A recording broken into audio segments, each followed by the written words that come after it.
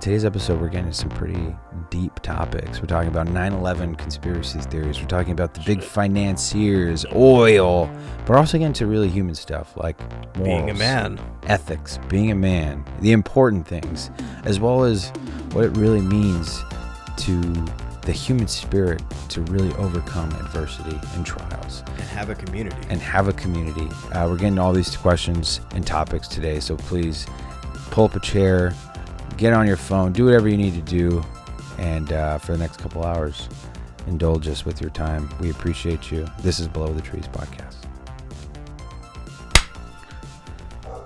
John, before we talk, if you wonder why we're laughing, it's because we've had major technical difficulties this evening. But before we talk about ethics, before we talk about some deep things and deep conversation, how the hell are you, John? Tired. I'm fucking tired. Why are you tired? Celebrated girlfriend's birthday Okay. with the whole family at the cabin, and yeah, I cooked. I actually meant to ask you, what did you make? You said you were slaving over a hot stove and smoker. A hot furnace with no pay. With man meat. And lots of smoked meats. Smoked meats. How many people showed up for her birthday? Like 12. Oh, fuck, yeah. That's a lot of people to cook for. So there was like pork ribs, ribeye, flank, sausages, like hot links. Yeah. Pork shoulder, beans, rice, plátanos, Damn. chimichurri. Did you make the chimichurri? Oh, yeah. From scratch? Yeah. Well, how did you make it? I got to know your recipe. Onions, parsley, olive oil, red vinegar, right? Red wine vinegar. Yeah. I think I said olive oil. So you're saying you're tired as fuck because you were busy as fuck. Cooking, and then to get out, we had to leave the house pretty early. I had to get up at like 4:30, 5, and then basically head out. Okay. And then played a baseball game today. Yikes. We lost drastically. What was the final tally? I think it was 20-4. Kind of like 2024. Pretty close. 2004. Um, Consequential years. and player morale went to shit. So Where was it previously? If it's that shit today, it was farts. It was just flying pretty low. Yeah. Oh, Carrier pigeon still learning how to fly, and it's one-legged. Good And Lord. it's had its wings plucked too many times, probably abused, lives in Brooklyn. Potentially an alcoholic. I should stop. Yeah, no, he's definitely addicted to meth and opium. Yeah, man. He's Sometimes got when you some go more all the way stories. up, you got to come back down. You know what I mean? But no, He's, fucking A. he's friends with Trump. No. And Diddy. No. Friends with Diddy. Friends with Donald J. Trump. The best. White parties. Oh, man. Last week's episode, I thought, was very good. It was fun. I think the Diddy conversation is going to get even wilder. To be fair, this week I didn't really look at any new details or anything else coming out about the Diddy parties, although I did hear something, and I didn't investigate really deep into this, but apparently he didn't want to eat the food at the prison for obvious reasons. I wonder why. And then he put a sign out his cell that said, "I didn't kill myself." Mm-hmm. So it'll be interesting to see how that whole thing unfolds. I didn't know any of those details, but It's just, honestly, it could have just been an online rumor that was said. I have just zero like clue. Tim Dillon saying that, security guards are, getting ready to fall asleep as we speak. Hey, the camera systems, for whatever reason, aren't working. It is pretty late. It's like 11. So Yeah, it for is most 11:02. For most people, this is late. Oh yeah, fuck yeah, it's late. So this is a late night pod. Yeah, so actually, I worked yesterday.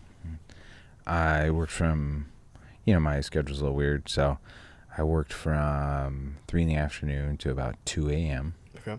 And then I got up at 8. Well, I got home, let's just say around 3. Showered up, ready in bed by 3:30. I had to get up at fucking 8 o'clock for work this morning. I just worked a short shift, not too long, but long enough where I'm fucking tired. So I feel you on your level of... Was it busy? If it's busy, then like, does it It make actually- it easier or does it make it harder? Well, I mean, it was busy, not too crazy, but no, it wasn't too bad yesterday. There you go. But just the amount of hours, No, because I didn't yeah. get a lot of sleep the previous night. Neither did I. Yeah, you know what I mean. It's you get to a point where I feel like sleep is becoming a commodity. It's Trying to it's help hard you to come by. Get that started there. Thank you, No, sir. it is. Oh yeah, you need more. You need more torch. But otherwise, what did you do this week? A lot of taking care of my dad. Oh, okay. We had a lot of appointments. Couple client things, but mainly a lot of appointments. So Is your pops doing okay? yeah, it's just checking in. He's got Parkinson's, so Yeah.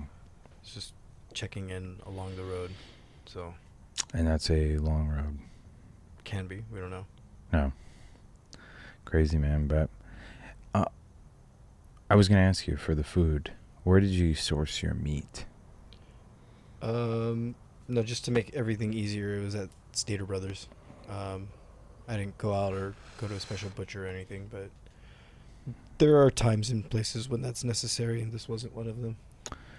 So what you're saying is you didn't go to the legendary butcher themselves? No. Costco. Oh. Nah. What's your beef against Costco? We were talking about this a little bit offline, and you Mad said cow you would disease, not no. step in.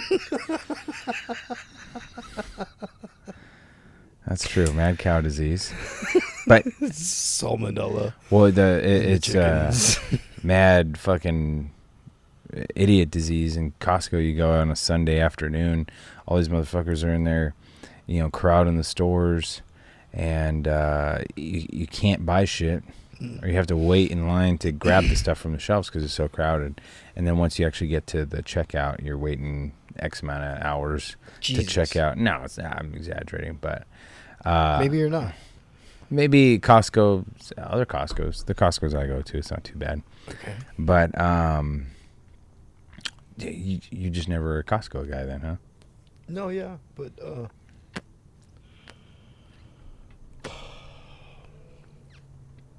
I'm not the biggest fan of their meats. They're good. They have Prime, but to be able to have like that amount of industrial meat, like I lean more towards actually going to the farmer if I'm really gonna try to be conscious of like what I'm buying. But if I'm hosting a party for 10, 15 people, Yeah. I'm just gonna have what's available in the mountains. Yeah. So Stater Brothers is right there, and it's pretty easy. Yeah, no, Easy Stater and Brothers. convenient. Honestly, Stater Brothers, every time I've been, They had everything I wanted. yeah, the quality's good. I haven't had any issues with there. But that kind of leads me to a conversation then about what is like quality meat anyways. Some of the stuff that we purchase, obviously like the ultra processed shit, not good for you. I mean, no one's going to argue that a bowl of cup noodles is sustenance, right? It almost doesn't even qualify as real food, but yeah, I don't know. There's like a push almost towards like the whole grass-fed. It's almost like a movement now, it seems like. There's a lot of influencers. I saw one on Instagram. I can't recall his name right off the top of my head, but he's just all about raw, all about grass-fed. Liver King? I think liver and all that shit. Not Liver King. Wait, who's Liver King? You don't know who Liver King? No, I never. You don't know the Muffin Man? Do you know the Liver King? The Liver King, who lives on Liver Lane. Who lies about? Oh, is he some motherfucker like bleaches his asshole or something out in the sun? Does he do shit like that? I don't know. I don't. Allegedly. No, that's not him. But I mean, it's so he's, weird. He's another influencer who popped off maybe a year ago. Yeah. Talking about eating raw liver and raw meats, and he Oh. had like this crazy abs and just this really built guy. Yeah. Crazy workouts out in Texas, and he's essentially pushing his supplements, and then was lying, saying that he is clean when in reality he's got a bodybuilder's type, steroid use, and he was advertising it as that this was it's because of all the his diet. Yeah. And it was like a super clean like diet. eating testicles, eating raw liver. He would have done really well in Fear Factor. That second challenge, eating Probably. fucking elk balls and and maggots and stuff. He'd be like, "Oh, that's a regular lunch for me. Rocky Mountain oysters, baby." Except he doesn't fry them. He just right off the Rocky Mountain oyster guy. He just fucking pops it right in his mouth. Yeah, but that's interesting though. Raw dogged it. Well, I mean, liver. To be fair to liver eaters, liver is actually incredibly high in B12, if I'm not mistaken. Yeah, liver's great. It's good for you. But you can't make the correlation to say that you have these like 10-pack abs from eating raw liver for 2 years. You know what I mean? That's true. So he blew up and faded away because he also, at some point, the people who were helping him were also influencers saying, this guy's full of shit. Well, I mean, that's I think leads to broader questions about the importance of influencers and sort of what roles they play. Because, one conversation, I think, a theme that at least we keep coming back to is authenticity. Maybe not directly stated, but I think authenticity is what people are longing for, right? I mean, that's what brings credibility to a good leader sometimes, is how authentic they are, or at least that's a metric that they look at in a good leader, is if they're authentic and relatable to the public. But it seems like with social media influencers, these are the least authentic people. They're ones who get these free drinks, these free products to peddle, and especially when it relates to someone's health. Yet it's all kind of fake. It's all built around a brand that they're trying to push, like the Kardashians. Are the Kardashians the first influencers in the way we use the word today? No. Who would you say has that position? All hail the queen.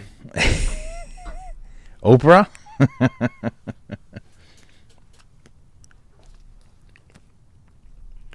I don't know. I think it's branding's this really old. Yeah. I mean, the idea, the naming of it, a brand, right? Yeah. When you're branding your cattle. Yeah, exactly. So, to say this is mine and to make it unique, everyone knows and can identify it. Yeah. Well, it's like the importance of a title for video, or importance of a thumbnail, right? It's what's going to bring people into your content, and I get that, but it's also just interesting that a lot of some of our marketing ideas and things are influenced from those of yesteryear, like P.T. Barnum. Okay. It's interesting. You look at old P.T. Barnum ads for his curations, his museum, his circuses, whatever the case may be, whatever he was organizing, there was always some very capturing headline that drew in audiences. Yeah. And so it's interesting that you see a lot of his techniques originating with him and that group of people. into today's, atmosphere, today's products, today's entertainers and sorts. Like, I mean, again, I know you're not a huge fan, but Caleb Hammer, I keep coming back to him when he does his interviews. He gets in order for you to participate in those interviews, you have to agree, and it's all very transparent up in front, that he's going to have full control over the thumbnail and the headline, and they're usually just god awful caricatures of the guests. This is the worst mother that ever lived. Just something very, very this shit dad, and he doesn't know shit with dick and money. He's terrible. He's in $1 million worth of debt. And those headlines, admittedly, are very insidious in a lot of ways, right? Yeah. Because, I'm sure those people were generally good people for the most part, and it kind of portrays them in a light that is negative. But shit, man, I click on those videos all the time. I'm like, it's pushing on your emotion, right? Yeah. Like, it's stirring an emotion. Yeah. Not necessarily the actual word, but the wording of everything together is causing you curiosity, fear, maybe even anxiety, anger. Yeah. And I think that's the job, right, of a good thumbnail. Yeah. That you can do all of that. And if you can figure out how you want to position the channel, I think that's where you find the gold. Yeah. No, that's interesting. And since, we've been doing our chats and recording them and everything, I've been more cognizant of the headlines. Okay. Almost not even intentionally, just I've noticed, like, as I'm watching or scrolling through YouTube. As you should, though. Yeah. Now I'm like, I'm not an expert at titles or something. Yeah. It's not saying that, but I am saying that definitely more in tune. Like, I see kind of what they're doing there. Sure. And, if it's a video that maybe the headline's very controversial or very capturing right away, I might actually avoid it. Huh. Because, a lot of it, especially around, news or something, it's going to be something so, out of pocket most of the time that it's not always based in facts. And that's the interesting part. Like, there was a video I saw around Diddy, and it pieced together all these clips, but the narrative that it was trying to portray was that, Diddy was grooming all these people, which again may be based partially in truth, but allegedly. But my point being, though, is that one of the disclaimers it made in the very beginning of the video was, hey, we don't know if this is true or not. We're just looking at these videos in time together. Allegedly. So, and again, no attributing innocence to Diddy at all. I don't know. It is curious that his house in Star Island is so close to the ports. Anyways. No, but that's an interesting conversation, because I think about one of the topics that we were planning to discuss a little bit at some point anyways was ethics. And so we're going to talk about the $1.50 hot dog or the pizza emails between Diddy and no, I'm sorry, I'm kidding. $1.50. Allegedly. Well, allegedly. You don't know what I'm talking about. It was. I was thinking the Costco hot dog. Is that where we're going? It started that way. Well, there's this conspiracy. Let me tell you. There's a Diddy is actually in cahoots with Costco. Allegedly. He keeps the. We're gonna put on the bottom of the video. We don't know if this is true, unverified. But apparently Diddy was stuffing the Costco hot dogs up his asshole. And he was only paying $1.25. I'm just kidding. I don't know. $1.50. $1.50 a hot dog. But did he get the drink with that? That's a real question. I think that's part of the combo. $1.50 for the hot dog. Is it chips too? It might just be the hot dog and the drink. I'm the wrong person to ask. Remember, I don't go to Costco. That's true. I go to Costco, but I'm not really a food court guy. Right. I like Costco has quite a good selection of different products that. Oh fuck! I've never tried that before. Like I bought. I'm not even called stupid purchase. I bought fucking $20 vanilla extract, like the real shit, and I'm like, oh man, this is not. This is superior to that fucking inorganic one. That This Trader is, Joe's bullshit. that Trader Joe's, but not even like the Kroger brand. This is the real one. It says real on it. 100%. 100% real vanilla extract. Pure vanilla. But that shit is fucking delicious. I'm not even gonna lie. I put that shit in my pancake batter, and it gives it like an extra dynamism. Wow. Yeah. We're calling our pancakes food is dynamism. becoming SAT worthy. Well, when you add fucking $20 vanilla extract, it should be SAT worthy, I think. But no, I mean Costco has some cool shit. Like we bought like a little papasan chair, the little round like egg chairs that it's really comfortable. It's like $30 or whatever. On Costco, our dog bed is from Costco. It says fucking Kirkland right there. We got a Kirkland canine, you know, that's what I'm saying. Eats the Kirkland loafs, wet dog food. Although he likes the beef flavor the most. Not the salad. Not the salad. Dogs are so funny, man, because you'll give a dog. Dogs are always going to want human food. And so, like, they love the meat, right? They'll eat that shit up. Then you work your way down from meat, like with salt and fat, and then you get your potatoes or something. Yeah. And then you go down from there. It's like junk food and sugar, fat, and sweet. I'm not saying this is what we feed our dog.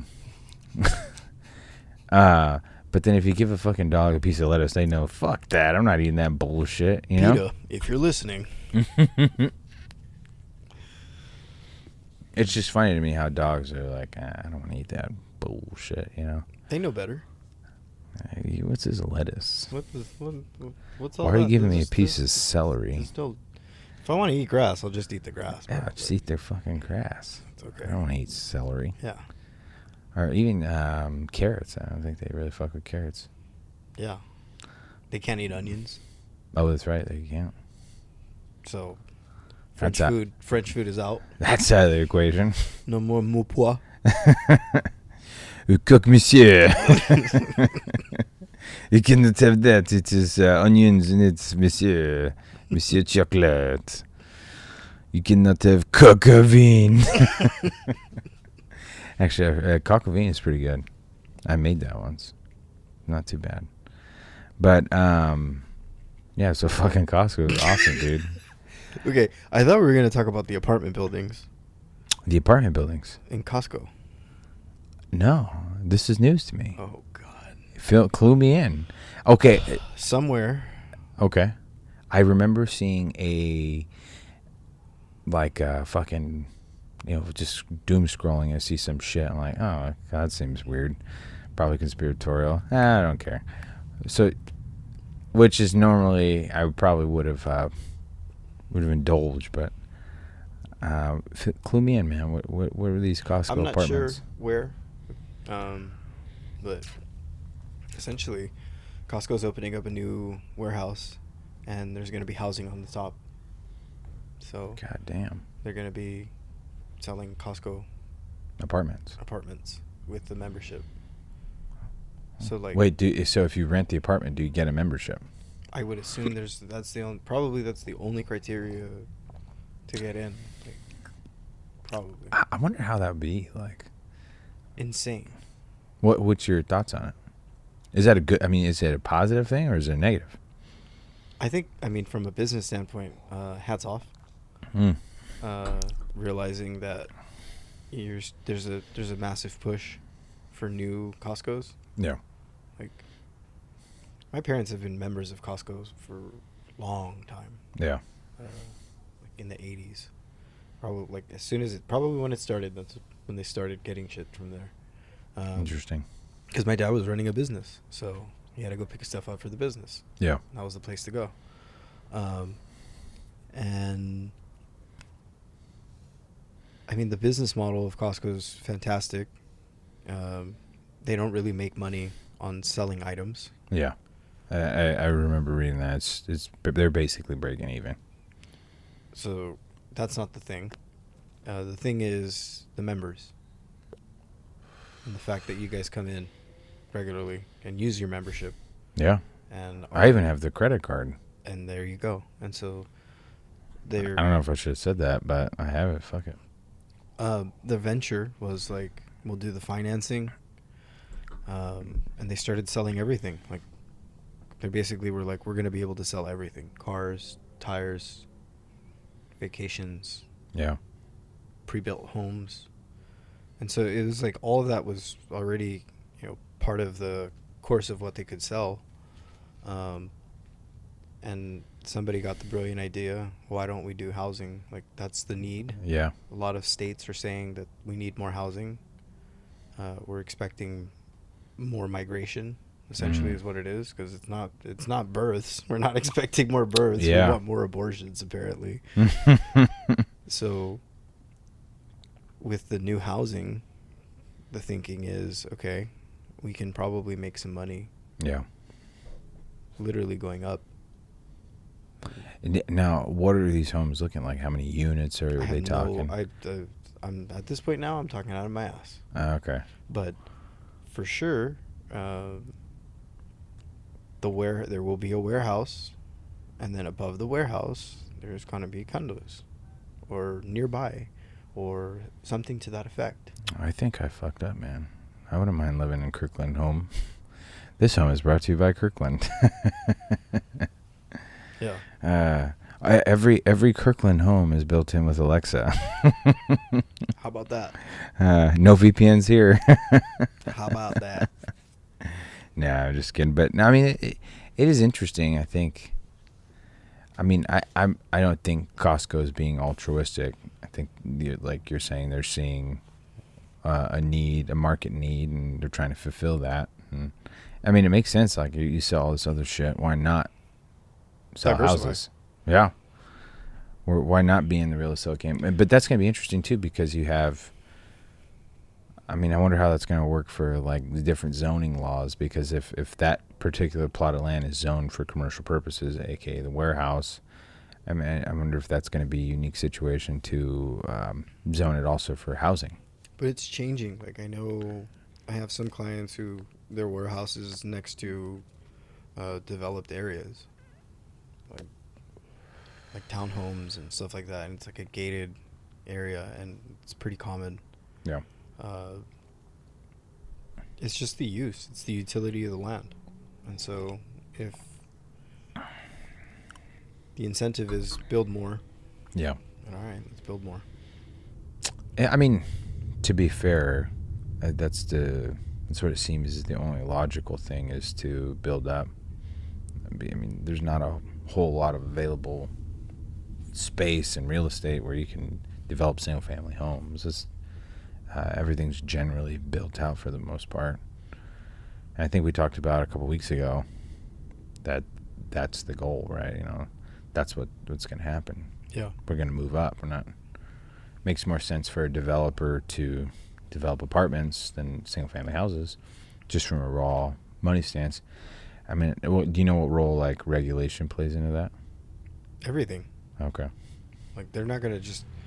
Costco's not going to go out and just do that unless they know that they're going to be able to get it done. Yeah. Right? So they're working hand in hand. Good old Big Brother and big corporations. But, I mean, don't you remember there was a massive fraud here with the mayor and that whole complex for Costco? In Hawthorne? Huh? Do you remember? With the business center? The whole thing, like all of everything that got built was under Mayor Guidi. Vaguely. Or Guido. Yeah. Guido, something like that. I vaguely remember, because I think a council member was involved too, like Danny Juarez. I think so. This was allegedly. I think Diddy's involved in this too. No, I vaguely remember that. That was a long time ago, right? But like that whole center doesn't get built unless he does this shady shit Yeah. to make it happen. Mhm. And then everything changes. Yeah. It's a weird game, dude. Like So as a committed Costco customer, are you happy that now they're going to be controlling your rent payments? Automatic deposits? Automatic deposit. They're gonna take your rent payment directly from your Costco Citibank card. There you go. Now, I mean, you know, when you see one company control so many different facets of your life, it's a little concerning, I think, for sure. But I mean, I don't really see. So you wouldn't do well in China? Probably would not do well in China. WeChat's not the way? This is the way. No, I mean, here in the United States, we at least like the geist of competition, right? We like the That's idea of capitalism, competition. Yeah. That is what capitalism is. Well, the eating everybody alive. No competition. I mean, that's what I'm saying, though, right? If I think there's an appearance of one company getting favoritism from the government, that's not capitalism. That's not true capital. That's more corporatism. At least my understanding of that definition. But so I agree with that. I don't think in the United States, I think the government works hand in hand with corporations, where we're not truly capitalistic. I think we're more corporatist. The state does have a lot of control. Ron Paul, back in 2008, good old Ron Paul, he called the current structure corporate fascism. And you know, the more I see it now today, it's like, yeah, I don't see the lie. Yeah. I don't see the lie. Right. Because it just seems like the government can make a phone call. You know, a representative of the government. You know, the Twitter files show that the FBI can just contact these, Twitter and say, "Hey, this is what we're gonna do. This is what we want you to say," and that moves. I mean, that moves companies. So I think the traditional left had always been weary of capitalism, right? Because exploits for reasons of exploitation of labor and things like that. But I really don't see that. I don't think corporations are truly in control of their own, like these mega corporations. I don't think they're truly in control of everything that they do. I think the government has a lot to do with how business operates. Well, I mean, famous quote from Charlie Munger is, "Show me the incentives and I'll show you the results." Yeah. And so, yeah, if Hawthorne tells Elon, "We'd be willing to have you here, and you won't pay any property taxes," that's a good reason to move. Yeah. And have headquarters until it's not. Yeah. And so he milked that. That cow's dead. It's dry. So we move ship somewhere else. Yeah. Do you know, are they like moving all operations, or are they keeping operations here, but they're just moving how What would you do, Brian? I mean, his stated reason, right, was for law changes in California, Right. Over some different trans issues and reporting requirements to parents. Yeah. That's what his stated issue is. Now, do I wholly believe Elon feels that way about that issue? Sure. I don't think that's the main reason. I'm sure there is some sort of financial incentive to move operations, but I just didn't know. That's why I'm genuinely asking if he's keeping operations in Hawthorne, but just moving the bulk of them out of state.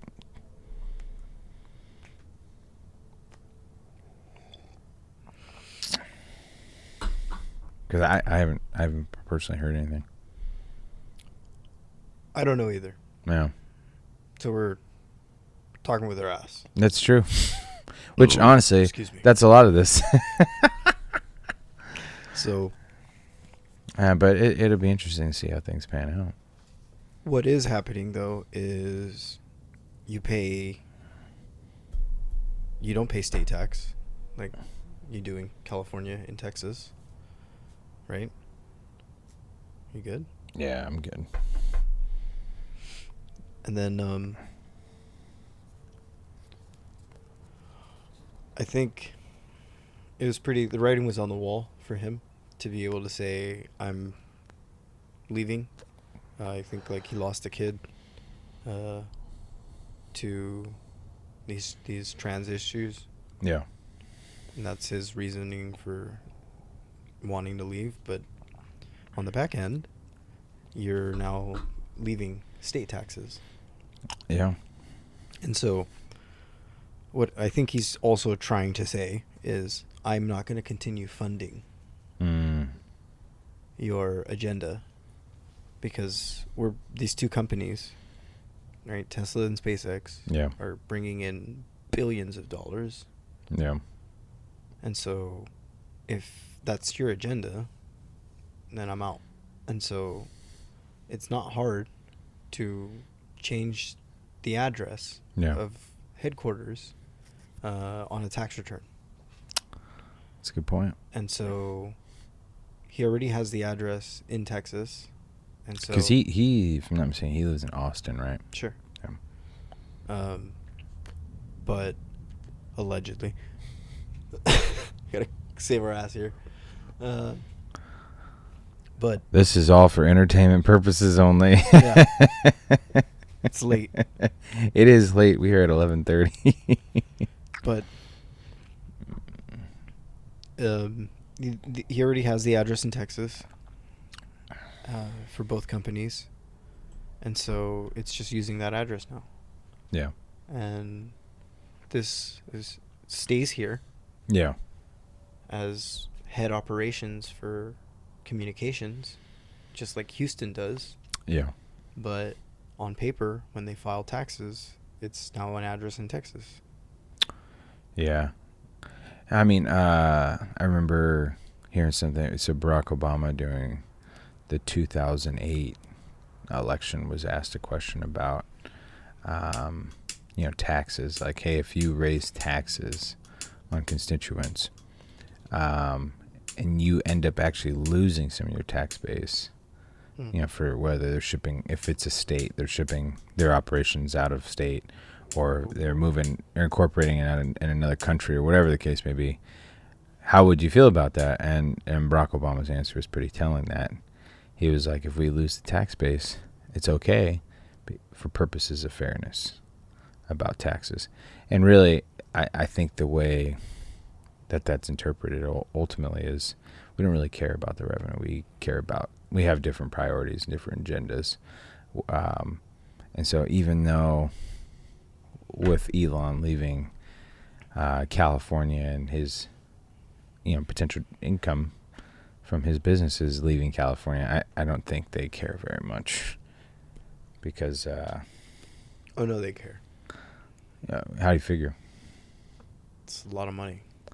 Do you know? Oh yeah, well, that's true. How big of a hit do you think it's going to be? Billions.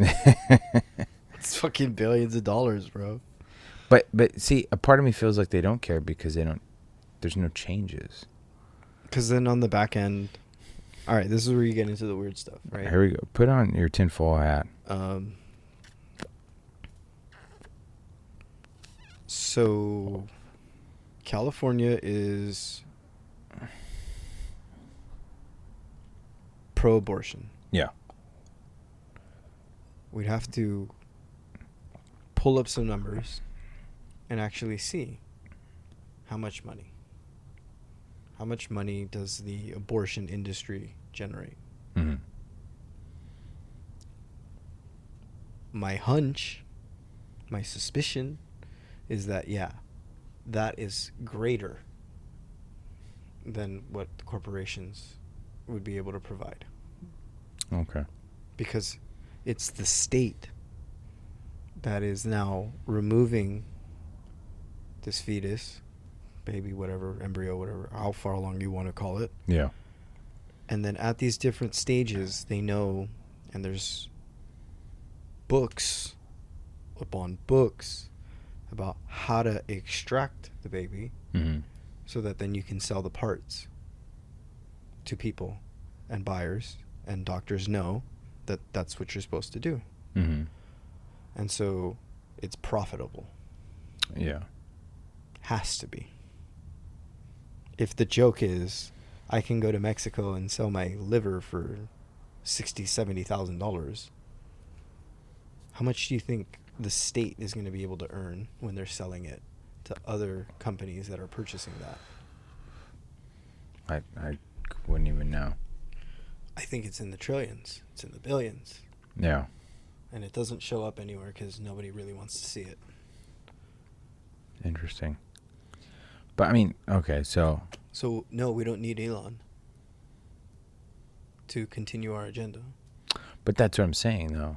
I mean, it seems to me that And how many workers do you actually have in comparison to the people that live in the state? it's probably a pretty substantial amount. I mean, when you consider their operations statewide. I haven't recently looked at, the annual report for the companies combined, but I'm going to go off of a hunch here and assume it's probably a, solid army of like 100,000 people. Yeah. Yeah. At least living here in the state of California. Mm-hmm. And if we're even doing just like the basic math, how many people live in the state of California?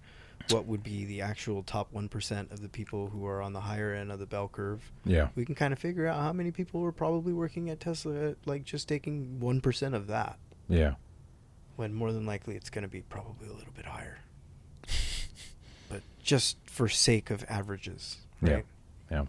We can assume how many people live in LA County? Just LA County. About 8 million. Okay. What's 1%? What is it? 1% of 8 million? Maybe is that 8,000? No. No. Come on, Brian. My math is shitty. 1% of 8 million, 80,000. There we go. That's just LA. Yeah. I'm talking about the whole state. Yeah. And this is tech capital, right? Yeah. So, yeah.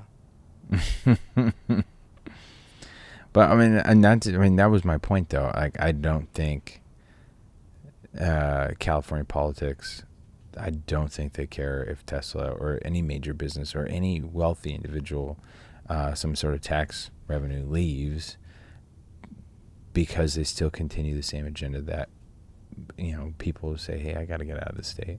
These taxes are way too high, and look what it's going to. Nothing. At least the appearance of nothing, right? It's going to something. To what exactly? I don't know. But, the revenues are being used somewhere. Allegedly. But, so it just seems to me that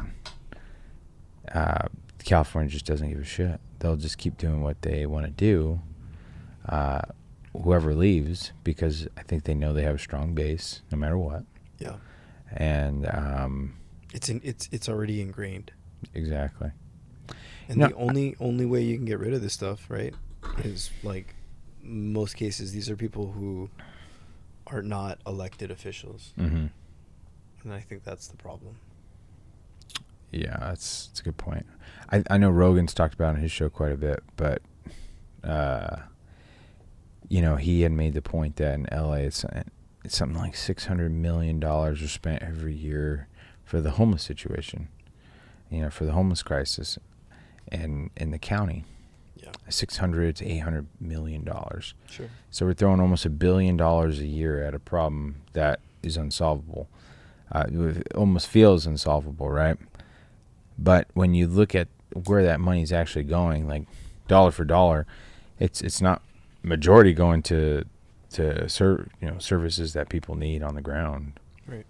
Or they are going to services like quote unquote the misnomer harm reduction, where we'll drive around Skid Row, making sure you have your clean needles and your clean meth pipes, so free of charge, of course, on the county's dime. To be fair, I'm pretty sure it's not a county program. It's one of those homeless resorts. But all that money comes from somewhere, right? Most likely from our tax dollars. Right. And so it just doesn't seem like it's actually addressing those issues. And then, Rogan talked about specifically too, or has talked about the inflated salaries at these NGOs and nonprofits, pay themselves, to help these people. Right. Now, I'm all about people earning a wage, a good wage, especially if they're doing good work. But it just seems a little bit askew that we're spending nearly $1 billion a year, and a problem like homelessness has not been solved. Keep throwing money at it, and you keep making the problem bigger. Well, yeah, it's like a big mud monster. You just keep throwing mud at it, and it just becomes a bigger monster. Mm-hmm. Eventually, it becomes quicksand. But that's the thing too. It's like, what's the incentive to actually solve these problems? Then it's like the healthcare system. The incentive is to keep people. If you're going to just keep people status quo, not necessarily to. But what's wrong with the healthcare system? Well, I'm not an expert. I'm not going to pretend I'm an expert or anything. But someone once told me perception is reality, and I think that's not always true in every case. I don't think that's true always, right? Sometimes, people can perceive something and it's not factually based and it's not true. But if you think something, a policy or a behavior was unfair towards someone or corrupt, if you have that perception, that's going to be that individual's reality. And I think when you look at the healthcare industry, and you see that, man, they spend an awful lot of money on keeping people just at that point where they're alive, but they have no quality of life. Right. Like, we'll keep them there. And we're going to make sure they get their medicine every month.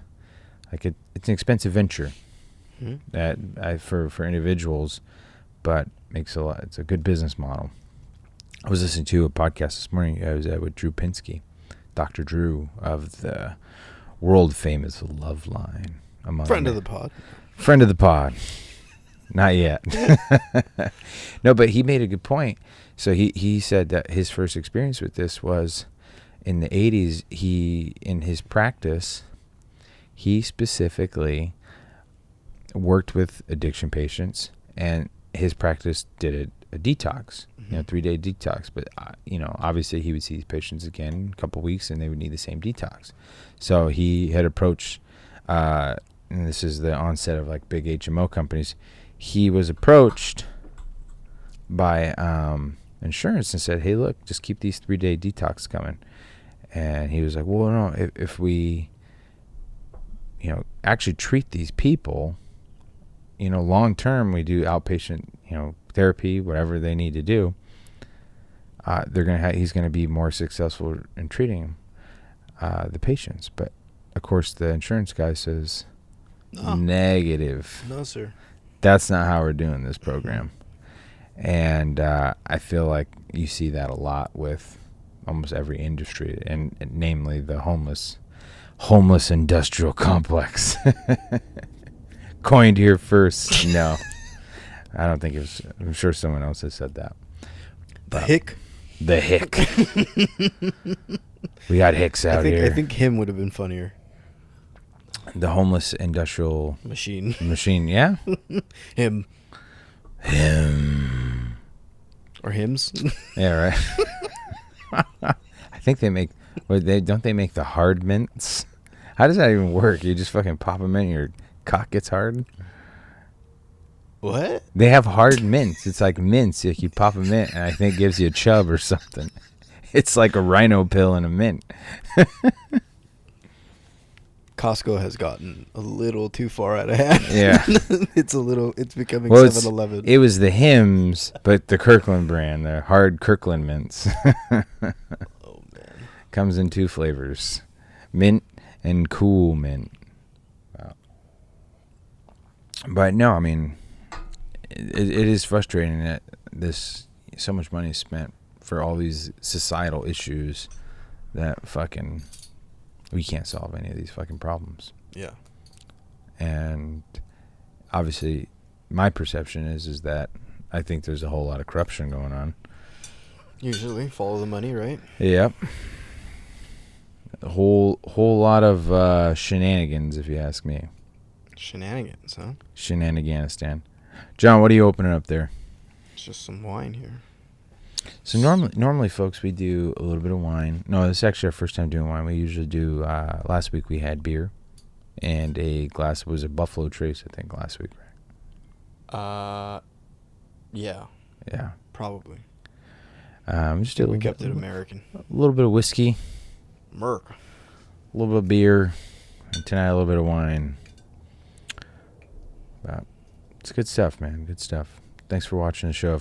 If you're 45 minutes in, you guys have my vote, my love. I appreciate you. Is this the time where you do your little plugs? Yeah, I'm going to do some plugs here. Shout out to the 30 or 40 people that continue to watch our videos. You guys are awesome. Thank you. We have two new subscribers this week. This week, we've got 2 whole new subscribers. We were floating at 5. We're blowing up. We were actually, I take that back. For a while, we were floating at 4. We're blowing up. For a while. Yeah. And then we hit that 5th one, and that felt like a plateau. But this last week, we got number 6 and 7. So thank you, number 6 and 7, for joining the show. I think you and I are probably 1 and 2. So the inner circle is still the inner circle. The inner circle. And you know what? I'll be honest with you, man. Like, that doesn't frustrate me at all. No.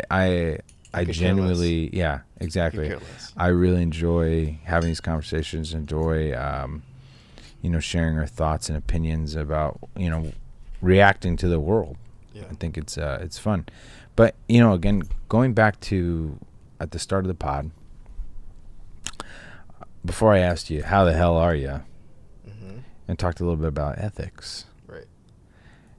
And it seems to me in every facet of our life in modern day 21st century United States, 21st century America, it seems there is a lack of ethics and morality in every field. I mean, we talk about social media, like people. I think it ebbs and flows. We're definitely in an ebb right now. Oh, or no, is it the shit is flowing? Or is it a flow? The shit is flowing. Allegedly. Allegedly. How many times do you think we have to say that now in this society? Allegedly, a lot. Right. So, it is flowing. Yeah, no, it just seems there is a severe lack of, guiding principles, right? Yeah. I was watching a video with my wife this week, and it was pretty interesting. And said, "Hey, just a splash for me, man. Not too much. I'm bitching out a little bit this week. That's good there. Perfect.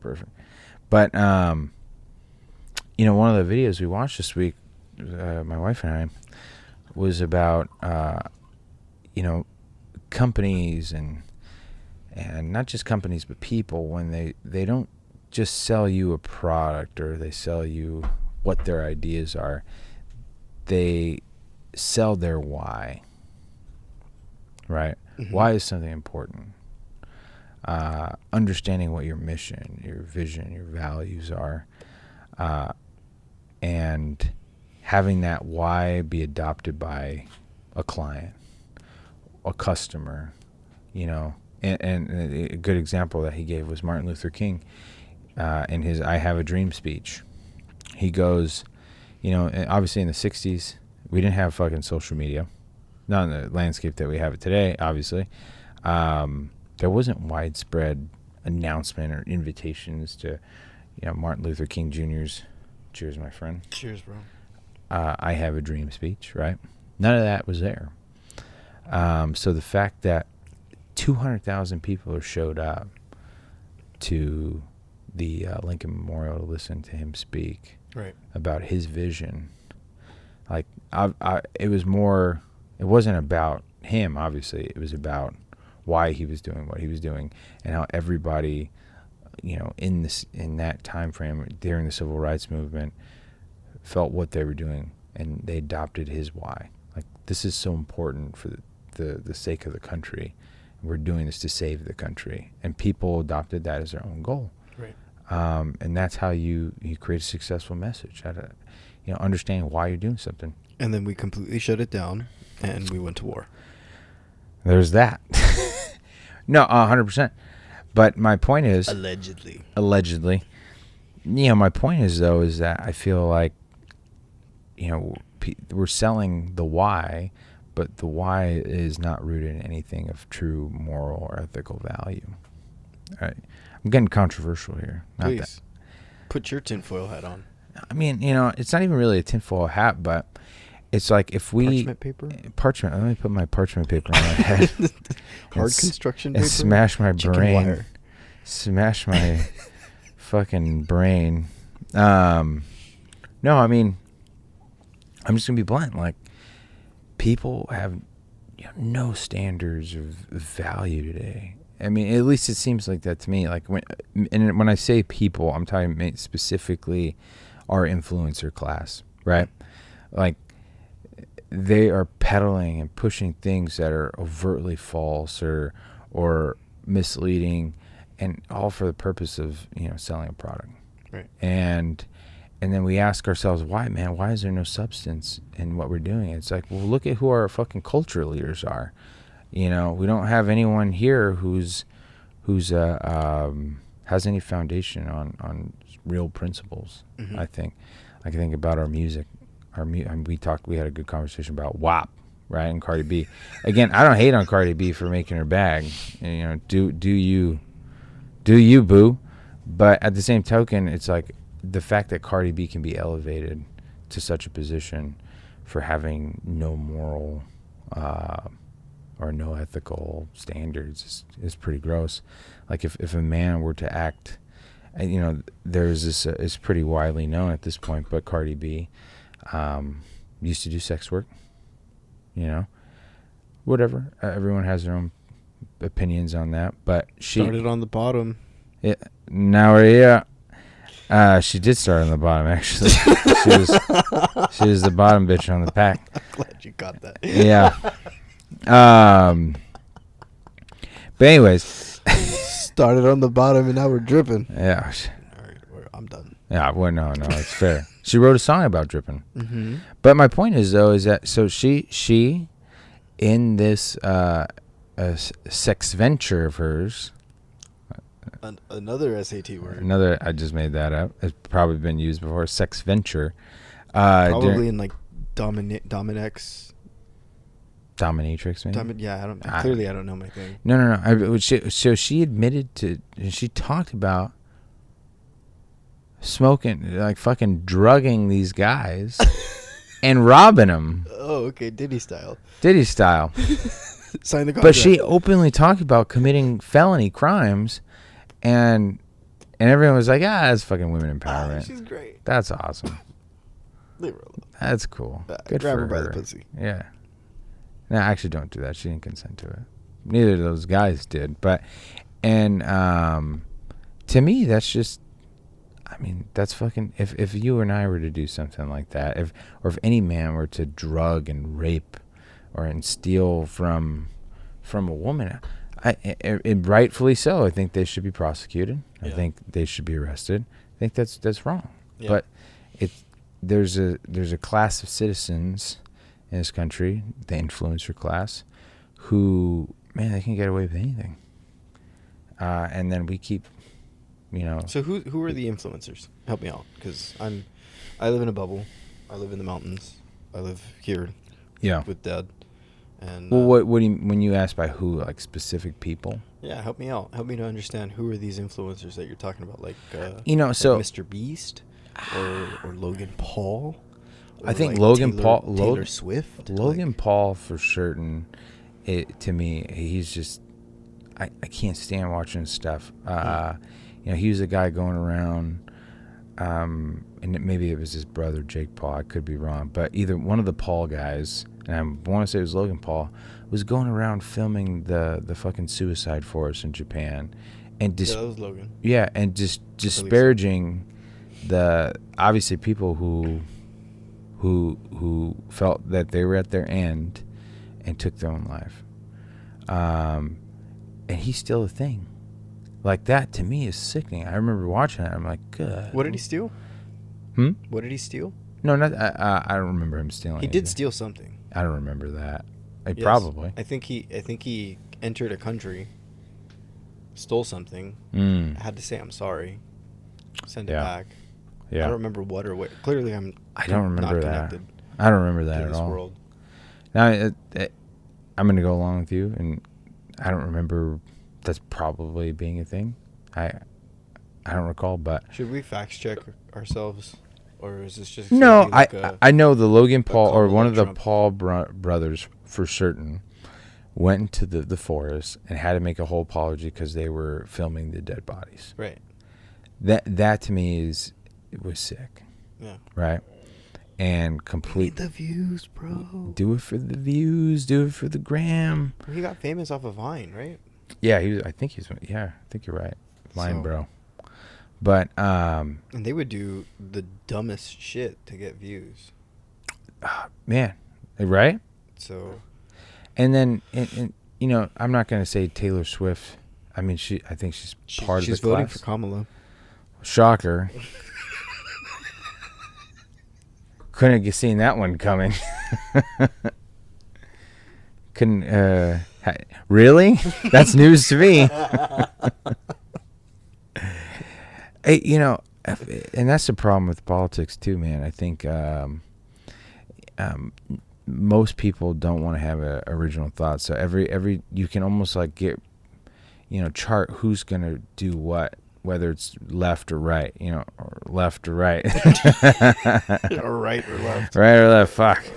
I'm using my right hand to say the left and my left hand for the right. Don't matter. No, but you know what I mean? Like I heard something recently that they said 20%. This was the Drew Pinsky podcast I listened to.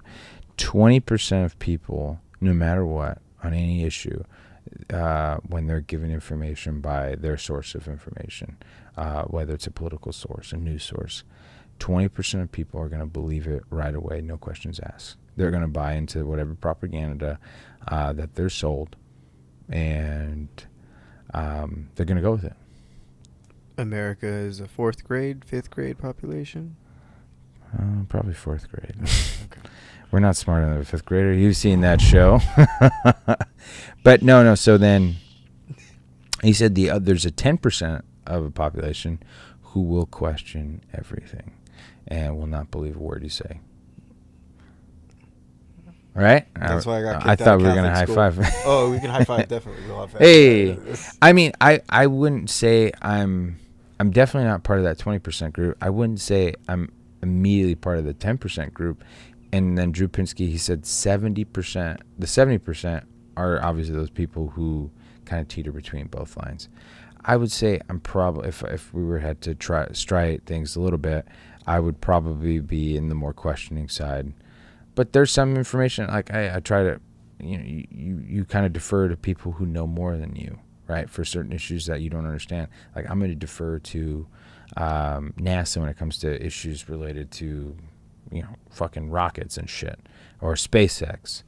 The moon landing. There we go. See, we're getting into shit here. Someone The came Earth up. is flat. Someone came up to me one day and said, "Hey, dude, what do you think about that moon landing?" I'm like, "All right." That's not. It's not really the highest issues that I have. I don't think the moon landing was fake. You do not. I do not. Okay. I think we did go to the moon. But I'll also be completely blunt. I haven't read a whole lot about us.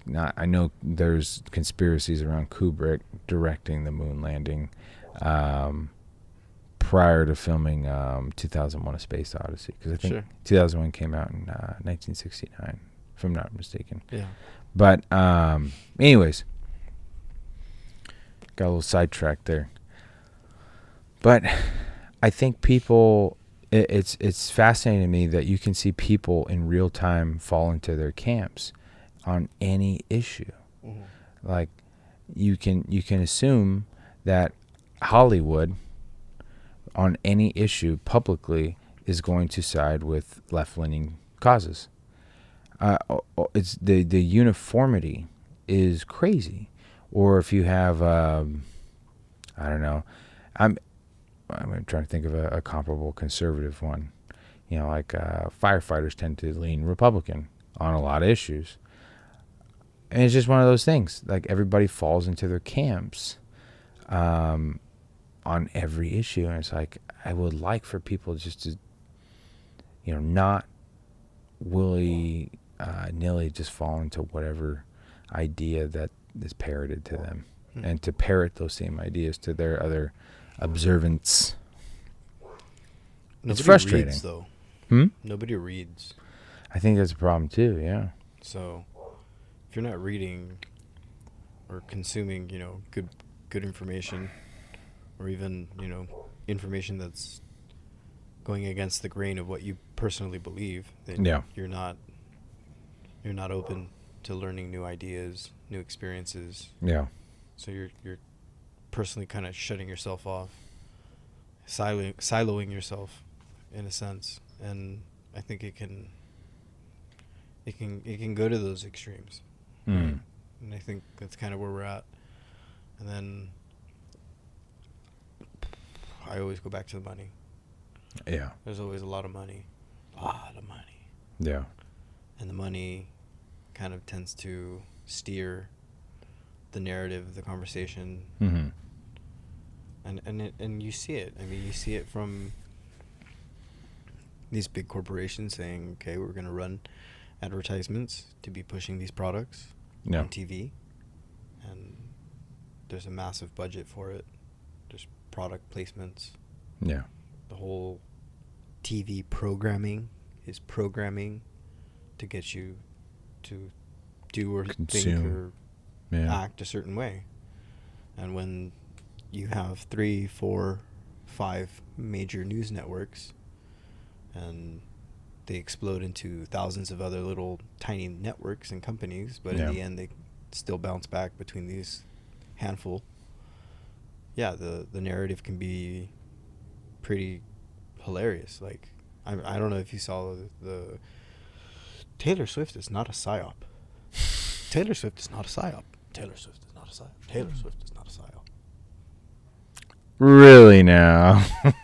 So it's like, why is it allegedly necessary? Why is it necessary to have local news networks? Because a lot of that were local. Yeah. I remember seeing stuff like that. To kind of say that local in the sense of, like, more than likely massive metropolitan areas where a lot of her fans are. Yeah. But you're going to be saying that. I also, just to play asshole of the room, devil's advocate, tinfoil hat. I mean, where was the big issues with election voting fraud? Do you remember the states? Pennsylvania was a big one. Pennsylvania was Georgia. Georgia was a big one. Ohio? No, not Ohio. I don't think Ohio. I think it was Wisconsin. Yeah, Wisconsin. That sounds about right. Okay.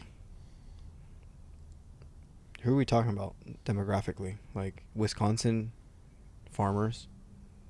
Yeah, Wisconsin, blue collar. Industrialists? Yeah. Okay. Manufacturing. Same with Pennsylvania. Same with Pennsylvania. Iron, steel, metalwork. The Rust Belt. What about Georgia, though? I don't know. Is Georgia big on farming? I don't know. I think I could be wrong, but I think the largest, or what used to be one of the largest corporations in Georgia was Coca-Cola. I know Delta's there, too. Delta? Yeah. But bigger than that, Hollywood. Oh, yeah. Hollywood. Georgia Productions. And so you have this push of people from LA, Hollywood, get out to Georgia. Yeah. A state that used to be very... Yeah. And now has the influence from Hollywood and the money. Yeah. The money. Yep. motherfucking money. And that's what is shifting things. Yeah. And that's where we had a big issue, allegedly, of voter fraud. Mm. Right? Yeah. And now Georgia's proposing, why don't we count each individual ballot one by one, by hand? Mm. So we're talking about a process that's going to take months. Yeah. Before we can actually say with full confidence. I don't even know if you can do that with confidence now that you have people doing it on their own by their hands. Yeah. But that's the thinking. Yeah, it's interesting, man. It's interesting. I mean, obviously, based on the, court decision stuff, it doesn't seem like voter fraud played a huge role into the election. I kind of think 2020. I don't think voter fraud, like manipulating ballots, was the deciding factor. I do think with COVID, policy changes, and now if you broaden your scope, what do you call voter fraud? Now, if you call it, voter fraud when someone voting twice or manipulation of machines, I just don't think that was there. But if you say people who are dead, yeah, I think if you look at, was there a push? Was there a push from the media to interfere with the election? And is there election interference? I think certainly you can make that case because with COVID, mail-in ballot. I'm old enough to remember that mail-in ballot. Your veterans who are overseas, right? People who couldn't physically go to voter stations, right? And then now, since post-COVID, you don't even have. You could be totally fine. You don't have to go to fucking poll. You just fucking go to write it in, send it in. So I think those policies inherently favor Democrats, for example. So, if I'm remembering correctly, when you go to the DMV, mm-hmm. that's one of the first places that they say to register to vote. Have you registered? Yeah. You're registering for your privilege to drive mm-hmm. And operate, on the road. Do you want to start voting? Yeah. We'll start sending stuff to your house. Yeah. And they're the front lines. Yeah. They're the recruitment office. Mm. Yeah, I mean it's true, it's but not bad. I don't. Yeah, I was just going to say I don't think that's a bad thing. I mean it kind of forces some sort of civic engagement. But who gets these ballots? If I'm being controversial and tinfoil hatty.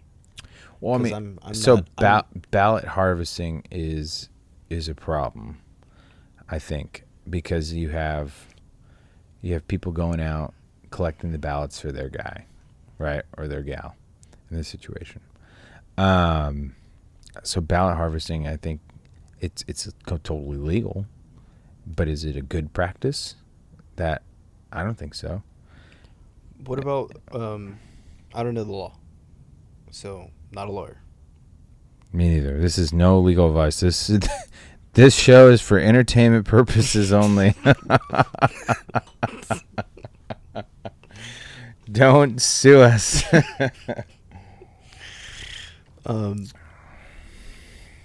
If you're an illegal and you want to register a car, how does that work?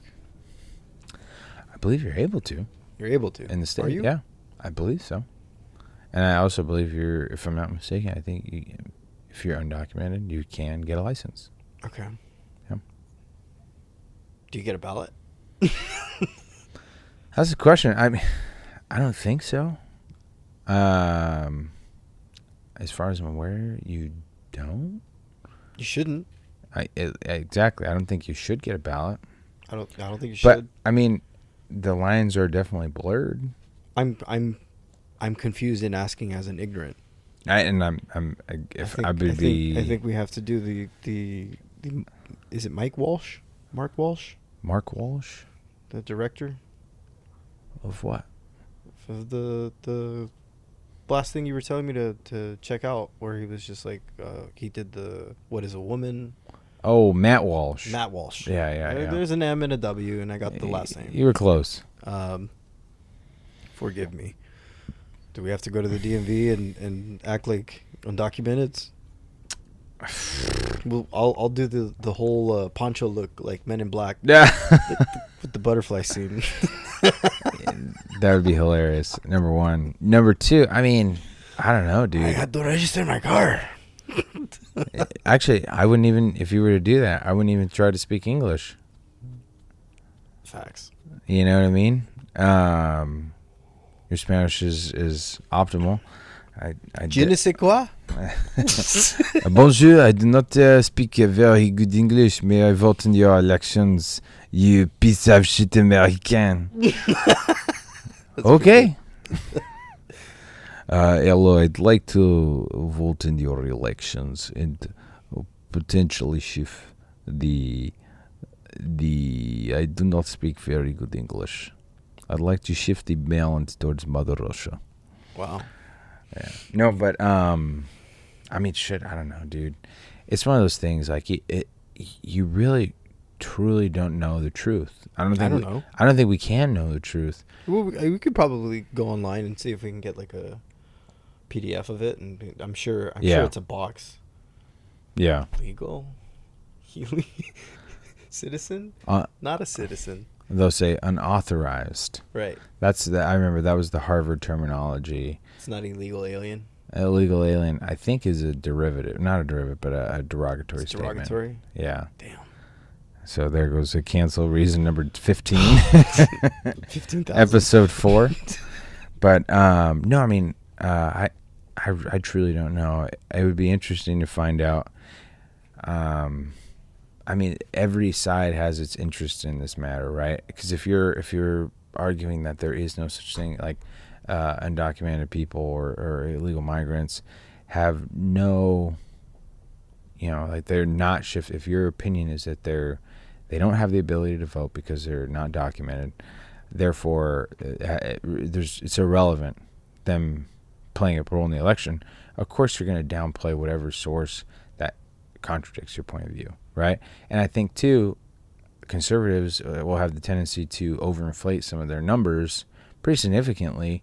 It's like, I mean, that kind of changes the argument a little bit. Like, yeah, I think if we have 1,000 incidents of voter fraud across the entire country, is that going to sway the election? I don't think so. Yeah. And so that's the hard part about it, is trying to be an objective observer and trying to really understand what the fuck is going on, because you have one side that says there's nothing that exists, and the other side says, no, these motherfuckers, there's millions of these guys, and they're voting. I just don't know. And when you look for information, it either skews, and it'll skew along those lines. And so it's really difficult to decipher what's real. Yeah. And this really, to me, is the interesting part, right? Narrative crafting.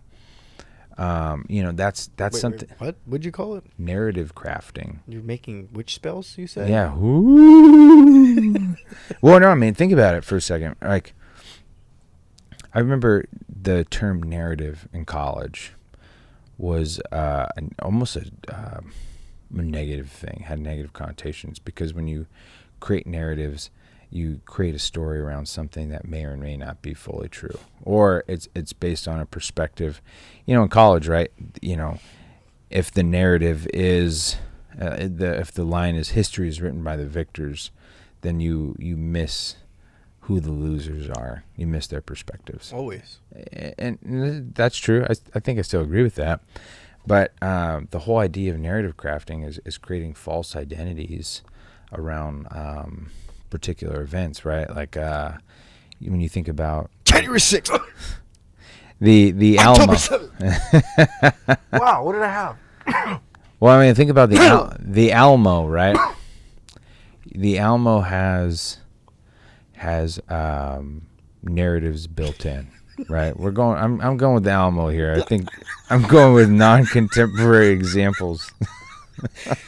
They're all dead. They're all dead. Davy Crockett, what a scumbag, right? But So I think the Alamo is a really good example, and for several reasons, right? So Never forget the Alamo, Brian. but exactly, right? But that's the interesting part about it, because if the phrase like "never forget the Alamo" will suggest to you, Mexicans almost killed us. Yeah, well, I mean, I would suggest to you that this was a fucking had this oil. hard battle. Lots of oil. I don't know if it was an oil thing back then, was it? I don't think so. In the 1840s? That's when that was. I could be totally wrong. Maybe I am. I don't know. If we don't have Texas, California, we don't. No. I'm not talking about the Mexican-American War. It's not. I understand that, but my point, what I'm trying to make a statement about is like how we remember things historically is now obviously not always how really things transpired, right? That's obvious. Like the flag waving on the moon. You get me in trouble here. No, I'm just kidding. I mean, let's just say, right? So I'm gonna go back to the Alamo. And now everybody learns why Catholic school teachers absolutely hated me. No, but you figure like Disney's version of Davy Crockett and all those characters who fought in the Alamo. They have these heroic adventures and stories that I think you can build culture around, right? And so I think that's what narrative building is. It's really about building culture and a real consensus around something, whether it's true or not. When in reality, the fact is that the Alamo, a character like Davy Crockett, was a total coward, right? The historical representation of Davy Crockett being heroic isn't really all that accurate, right? And so when we narrative craft and we make these stories up, it changes the context. And the whole point of narrative crafting in the beginning, there's a Haitian historian. He wrote. Here we go again with the witchcraft. That was a good one. But there's a Haitian historian. I forget his name off the top of my head, but he wrote a book, Silencing the Past, all about the production of history and how if you can produce history, you can basically create how people remember history. Well, we're making history right here. But that's what I'm saying, right? We're making history, but in real time, it's being rewritten in front of us in a way that changes perception. So if you're not paying attention to it, you're not paying attention to reality and believing your own eyes. You're lying eyes, right? Then you're going to buy into these crafted production, historical narratives that may or may not be true. So I mean, you're the movie buff. Mm-hmm. So you'd probably be able to pull the quote, but like in The Matrix, Neo's talking to Morpheus and he's telling him like, "Why do my eyes hurt so much?" It's like, because you're finally seeing the world for the first time. Right? Yeah. Yeah, I mean, but most people will never see the world ever, because it's very. I think it's pretty chaotic. A lot of darkness, a lot of death, a lot of destruction. But I mean, think about those numbers. If 20% of the people will believe that with no question, and 10%, there are no servicemen fighting in foreign wars right now, Brian. That was hilarious. When she said that, I was cracking up. I have a friend right now. He wasn't in the video, but he was just like, "What the fuck am I doing here? Tell me what the fuck I'm doing here." Well, it's funny. So I have a buddy. He was a Marine, and not giving too much away about him personally, but I remember him telling me, he's like, "Yeah, dude, when we were in Iraq, we fought with Russians. Like, we were in active combat with Russian units who were in Syria."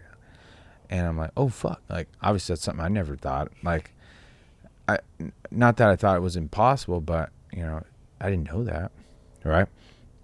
there's a lot of shit going on in the world that we just don't fucking know. Like For sure. conflicts that, are all over the globe that we have our little hands in those pots and stuff like that. But yeah, dude, it's back to narrative crafting. No, just kidding. But that's my point. I think. So Otani, let's talk about Ipe. How about that 60-60 season this guy's almost having? Well, the season ended today. I know, but that was the plan.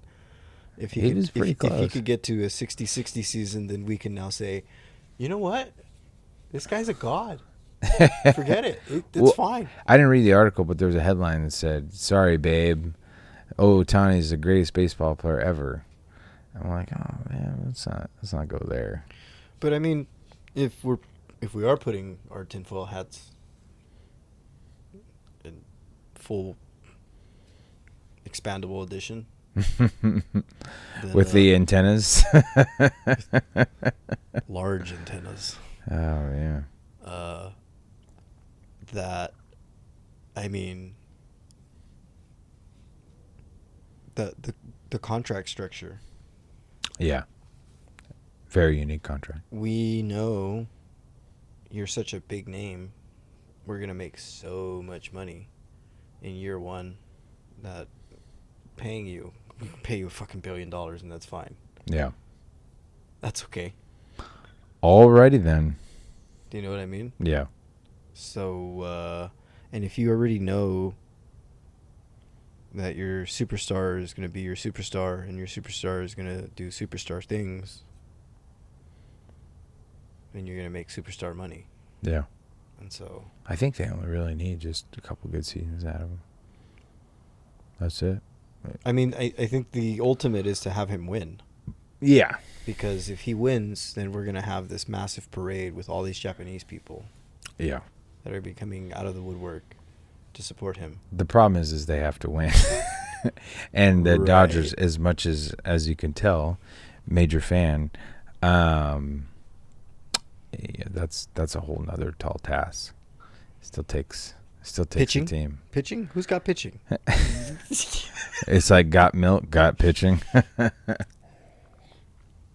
Yeah, man. We'll see with the baseball games, dude. Obviously, lifelong Dodger fan. I hope they win. And now with all the COVID crap. Yeah, I called it COVID crap. I think I got canceled again.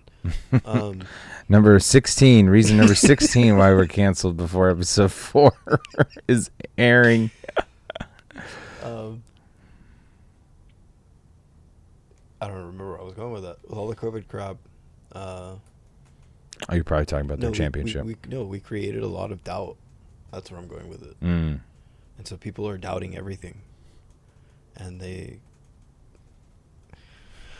Just like joking with some of these fantasy buddies, they're like, it's not the NFL, it's WWE.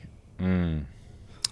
I mean, dude, that is a huge problem. I think institutional trust is at an all-time low for everything. No one trusts anything, and trust is an important component of how I think we move forward as a society. Especially when we have the money line. But I mean, brought to you by DraftKings. Yeah, right. DraftKings.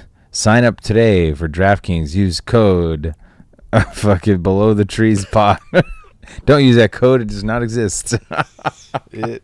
Error 404. Error 404. This page does not exist. Invalid code. Yeah. No, I mean, I think, yeah, you're right, man. There's just no trust in any institution anymore. 9/11 was a little weird.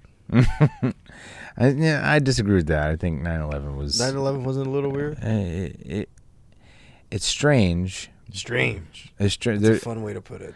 But I mean, I think based on, because I've done a lot of reading of this, I think based on everything I've read, because I used to be, when I was a kid, specifically 9/11, I was definitely part of the 9/11 was an inside job thing when I was a kid. And there was a lot of questionable things, like a lot of 9/11, they call them the 9/11 truthers, that they'll say, oh, we have this peer-reviewed study that talked about I think it was thermite coming out of the buildings that had to have, based on these studies that we have, there's no way that could have been existent. And but then when you look at the studies that they were using, just in terms of quality science, it's like junk science. I'm sure now I'm probably gonna piss off the truthers now too, and they're fucking hot. But I mean, Antifa, here we come. Right? No, I mean, I think is there stuff around 9/11 and the peripheries that, maybe it could have been avoided? I don't know that for certain. I'm not going to make that claim, but I mean, it's like Pearl Harbor, right? There is some evidence that there was battleships that we really have a lot of money in weren't there. Yeah, right. I mean, sure. This is the old riffraff. I think we made that in like 1890. Go ahead. I think there's some good evidence, right, that Pearl Harbor there was some foreknowledge, right? I'm not going on the record as saying I think we had foreknowledge of 9/11, but it's clear that Brian, this is an entertainment show. Yeah, this is for entertainment purposes only. Go ahead, go. But what I'm saying though, it's pretty late now, so you're free to do whatever you want. Say whatever you and however you and feel. that's what I'm saying. Like, I think there's good evidence that the Clinton and Bush, both administrations, knew that there was significant threats to aviation. They knew it. Now, I think they could have done more, right? They could have done more to act on those threats and source out that information. And I think that's kind of where the conspiracy begins and ends for me right there when it comes to 9/11 specifically. And where did we have the aviation issue in the first place? Like, when did that start?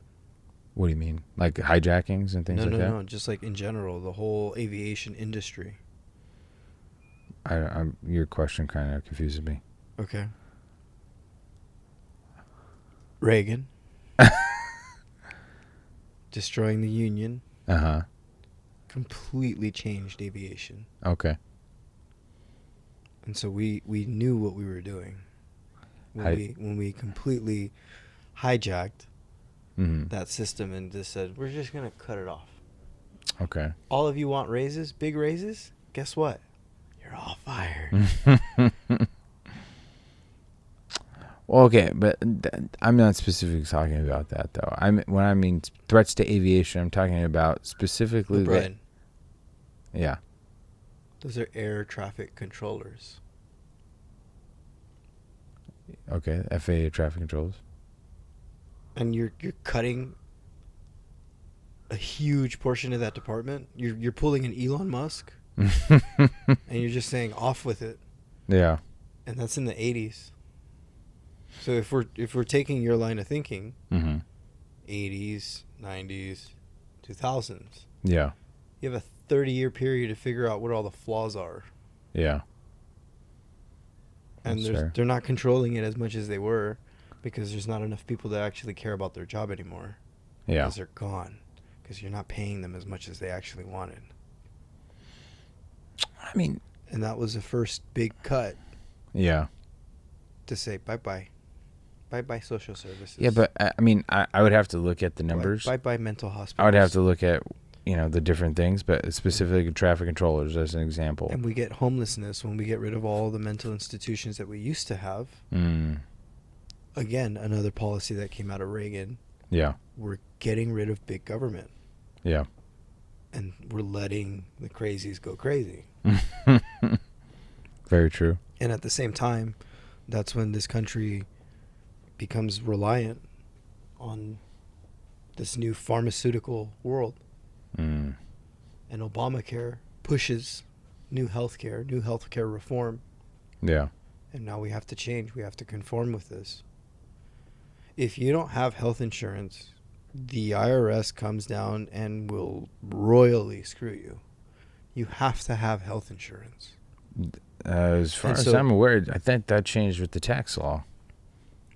If your employer is not Yeah. providing it, you yourself have to have health insurance. But Someone has to be providing health to you, be it the state, yeah. right, through government programs, Yeah. or you have private insurance that you're paying for. But you must be insured. If you're not insured, you get nice, fun penalties. But that's what I'm saying. I want to say that was rescinded, right? Because I that don't was believe so. that was part of the healthcare. But so they the language in 2009 regarding that Affordable Care Act was that it was not a tax. There was another word they used, but when it went ACA went to the Supreme Court, the reason they were able to pass muster in the Supreme Court is because they said specifically the mandate for having health insurance was a tax, right? So, hey, you have to have it. This is a tax, right? But then, if I'm not mistaken, when Trump got elected in 2016, when they reformed certain policies, that rule changed. I don't think it's part of the mandate anymore is to have health insurance, which affected, if I'm not mistaken, it affected how the exchanges work, because the whole purpose of the tax was to subsidize the program. And again, I think that was canceled. I don't think so. I mean, we still get the 1095 form every year, but I want to say someone in my family does not have health insurance and has not been penalized. Do they file taxes? They do. Then you might. I don't know. Yeah. I always known from working with taxes that you have to have everything filed. But then again, I didn't file the taxes. Because I remember as well, too, like I had brought my 1095 form and my CPA said, it's not really. After 2016, when Trump changed the rules, he was like, man, you don't really need that anymore. It's still part of the law, right? That's still something that is incorporated in the law. But I don't, as far as I'm aware, I don't think that tax applies anymore. I could be wrong. Shit, I could be talking out my asshole too, as I do on like 90% of the things I'm talking about tonight. But who knows, man? I think my point was, at the end of the day, when it came to 9/11, I don't believe that the government, I mean, I've seen how inefficient the government works firsthand, and I just don't think they have the ability to coordinate something like that as effective as that.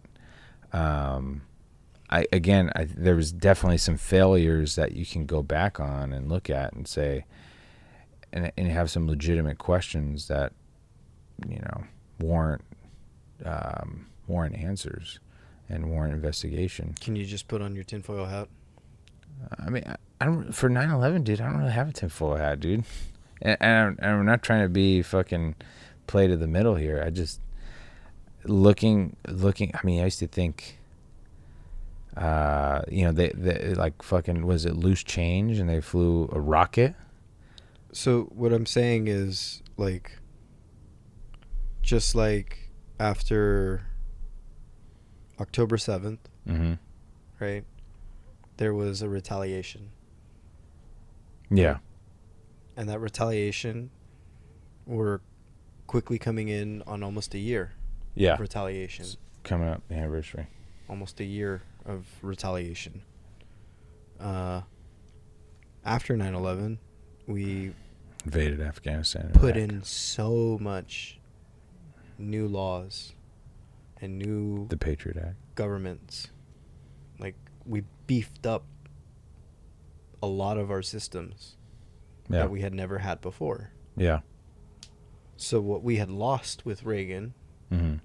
and on cutting a lot of government, we now figured out how to bring it back, how to have this military industrial complex come in and say, we'll help. But see, we'll help so long as we're also able to go to Afghanistan, go to Iraq. Now, just to kind of push back, I agree that was the byproduct of that incident, right? the retaliation. Is it a byproduct or is it the product? And I think that's the confusion. Okay, well, Because it's a subsequent. It was a reaction to what happened. Now, reaction or domino effect? I mean, is it semantics at that point? No. I don't know. Because to get the domino to fall, somebody has to be there to push it down, and you have to set them up. And you have to know Correct, with the foresight how the dominoes are going to fall. Correct, too. I don't disagree with you, but I think I don't think 9/11 was fully orchestrated for the purposes of, because I think that's what the insinuation is that, yeah, we're allowing this to happen so we can do X, Y, and Z. Can I really put on my... I'm here for it, man. I'm not arguing with you. So, previously, Mm-hmm. when we were growing up, America was purchasing a lot of oil from... Iraq. No. Oh, it was the Saudis. No. Kuwait. No. Iran. Nope. I can't think of them. Venezuela. Oh, okay. Gotcha. But as soon as Venezuela says, fuck you, we don't need you, we're out, Yeah. we need to figure out a way to leave Venezuela. Yeah. And we need a new partner. So who's our new partner? You just named all of them. Yeah. Those were the new partners. Yeah. And the only way we're able to do that is by saying, here's this new influx of money, Yeah. and we're going to secure our business with oil by making sure that there are tanks, guns, and armaments Mm-hmm. nearby. Yeah. Because Afghanistan, Iran, Iraq, not far Yeah. from Saudi Arabia, not far from Qatar, not far from the Suez Canal, Yeah. not far.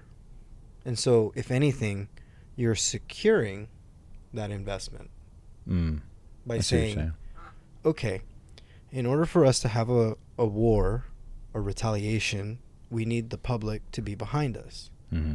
We need Congress to be able to vote on our behalf of the people and say, yes, go, do it. It's the correct thing. Maybe And so then I'm going to that stop you allows- for just a second. And the only reason I'm going to stop you is this.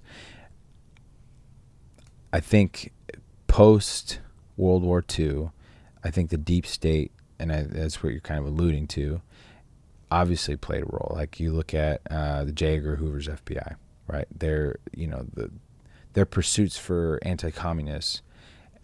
I agree with you a lot on those things. I think what I'm saying is not so much that there's no deep state influence on 9/11, but I think when I think the conspiracy of 9/11, there's the actual enacting of the acts, and there's the deep state behind those acts.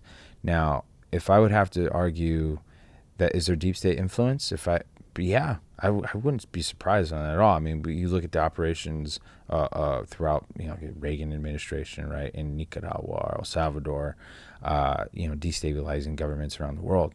That was the CIA. The history of the CIA is fucking brutal. Right. So I don't know if I disagree with you on that too much. What I'm saying, though, is I think the actual physical terrorist act of itself, was it perpetuated by the CIA? Because I know the Bin Laden family had ties with the U.S. government at some point. He said he didn't do it. Well, I think he did it. I think Allegedly. Allegedly. I think Al-Qaeda is responsible for that physical act of the terrorist attacks. Now, there's influences on that.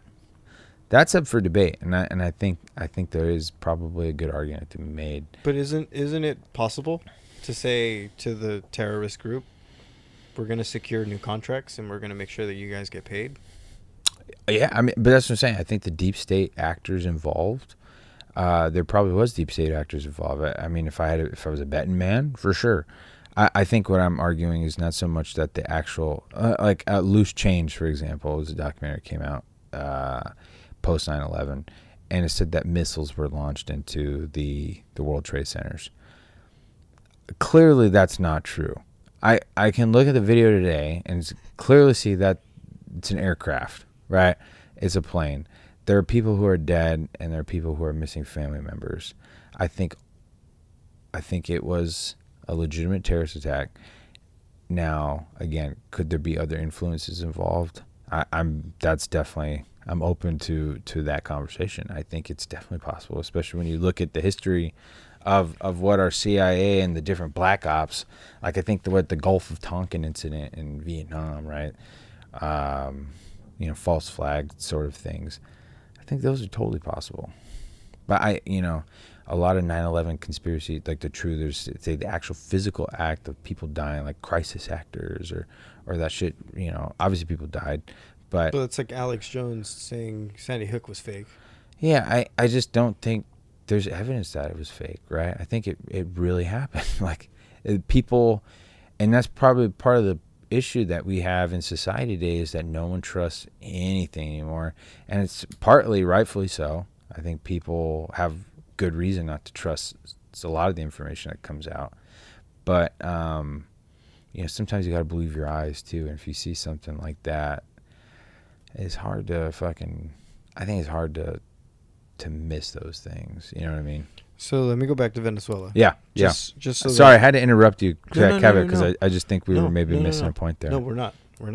And I'm just bringing it back just to kind of clean up the water. Yeah. So if you recall, in Houston, there's a massive oil spill. Do you remember? Is it the BP one?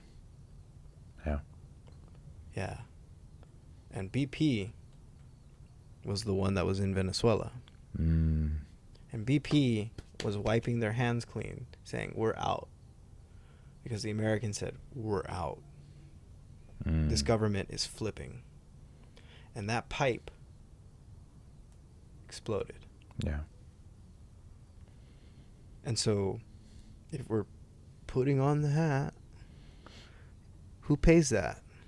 Who pays for all those damages that happen? The insurance companies. Yeah. And those insurance companies, a lot of that had money. BP, British Petroleum, AIG. And we see that come back on the books full-fledged in 2008. Yeah.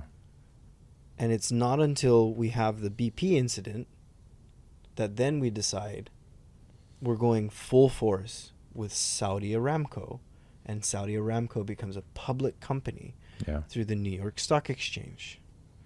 The very same building that got destroyed. The World Trade Center. Yeah. Do you see what I'm saying? Yeah, I see what you're saying. So we're able to clean up the mess. Yeah. Fiscally, financially, quietly. Yeah. And it takes years. And we're still hurt. And we're still embarred in a war. And let's not forget, Grandpa Bush used to be head of CIA. Yeah. And great Grandpa Bush helped create the stock market in Europe and in Arab countries. Yeah. To participate in the New York Stock Exchange. Yeah. So there's deep ties that we don't have, that we're not privy to. But if we do the digging and we do the research, we can quickly realize that there are these actors who are connected. Yeah. And that's how you have to be able to line up all those different dominoes. Yeah. And you need that one big event to push it down, and then everything can now start to happen. Yeah. That's a good point. No, I mean, I am definitely, I know we've talked about this before where, the financiers and For me personally, yeah. my personal opinion is 9/11 was our exit from Latin America to our investment into the Arab world. Mm. And that is the same moment that Dubai comes nothing into a massive entrepreneurial superpower Yeah. for money. I've been to it. I was there. I worked with people there. Yeah. There's a lot of luxury places that are empty. Yeah. And I know what that means on the very nasty side, on the financial side, Yeah. where if you did want to launder money, you were a Russian oligarch. You are Russian oligarch. We speak good English. Yeah. Yeah. And you got to take care of your babushka. I've got to take care of Babushka, Vladimir Putin. Oh, wait, I mean, I shouldn't have said that. Volodymyr Zelensky. But, I mean, I think that's just... That's how the game is actually played. Yeah. That's how we set up the cards. Yeah, I mean, it's hard to argue, and I'm not going to argue with Unfortunately, that. I don't have a company like Halliburton that has blind contracts while I'm vice president. So unfortunately, I can't speak on that. Nor do I have a daughter who is now switching parties to the other side, saying, "Yeah, I'm now Democrat." Yeah, that's a trip. We need to go with Kamala because Kamala is the savior of this country. She brings joy, happiness, and hope. And Brat. Brat. Yeah. What's Brat? Vibes. I'm so disconnected. There's a I live in the mountains, sir. there's a female recording artist. I forget. I think P. Diddy? Neff. Allegedly. No, but I think it's Charlie XOXO or something like that, but had an album called Brat, and so they Trapped did in the closet. They did a collaboration, her and Kamala, and so it's Brat and Vibes and Good Times. But no, I mean, like I said, I think you're on to something. Funnel cake waltz. Funnel cake waltz. There was a scary picture released. A scary picture. Yeah. Go ahead. You're the one that likes to torment my mind, apparently. It was Tim Walz. Uh-huh. In a very subservient pose. Subservient. Again, another SAT word. Yeah, he had his hands kind of crossed like this, down below his belt line. Mm-hmm. His shoulders were postured down. His head was kind of down. And standing over him, pointing at his empire, was Alex Soros. The son. The son of George Soros. George Soros. And it was a weird picture because Tim Walz again looks just very subservient to Alex Soros, as Alex Soros is standing tall. He's got wide open shoulders, is posturing towards the New York skyline in the photo, and it's just this is kind of an odd image. just like Shapiro. Yeah. Right? Josh Shapiro? Pennsylvania governor. Yeah. Yeah, with Volodymyr Zelensky signing missiles. Yeah, strange. Some conservative media have been saying that's Volodymyr Zelensky basically being used as a campaign ad for the Harris Walls. Shenanigans, man. At the end of the day, because it is the end of the day. Yeah. Kind of wrapping things up here. We did go to 2 hours just about. Nice. Yeah. Nice. You didn't pussy out.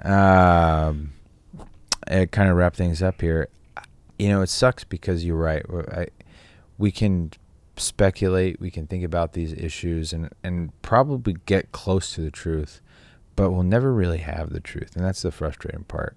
At least in any meaningful way, right? Where we can definitively say. Unless you have a platform.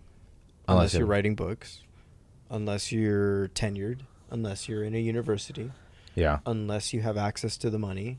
Unless But I mean, but yes, those things are right. If there are exceptions for the 30, 40 people who are going to watch this. For 30, 40 people who are going to watch this, likely you and I and the 30 or 40 people, we're not going to have access to that type of information. So that's why I think it's, regardless, still good to have this conversation and think about some of these broader issues to get us a little bit closer to understanding what the fuck is going on this planet. Because, and that's the frustrating part, is you feel kind of powerless in this world, and it's true, we lack real power when it comes to how this world operates, right? We don't have billions of dollars in capital where we can swing markets or we can swing decisions of politicians. We don't have that. But I think it is important to at least be part of people who think about these issues and put that information out there. Because I wholly don't think we should just fall in line with whatever camp we're in and take whatever is being sold to us with a grain of salt. And it's important to think about these issues.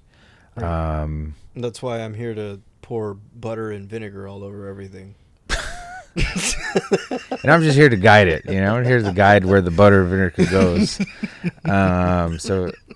Sometimes we sprinkle a little bit of brown sugar on there. Yeah, we got to sprinkle a little bit of brown sugar in there. And then we, it's like making ribs. So, and then we grab the aluminum foil and we take it off and put it back. Exactly.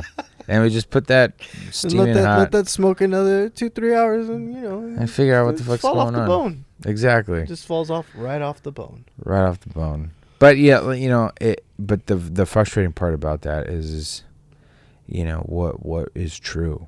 There is definitely a deficiency of information that it's really hard to decipher, and we just try to make sense the best we can, and I hope for the 30 odd people watching this video.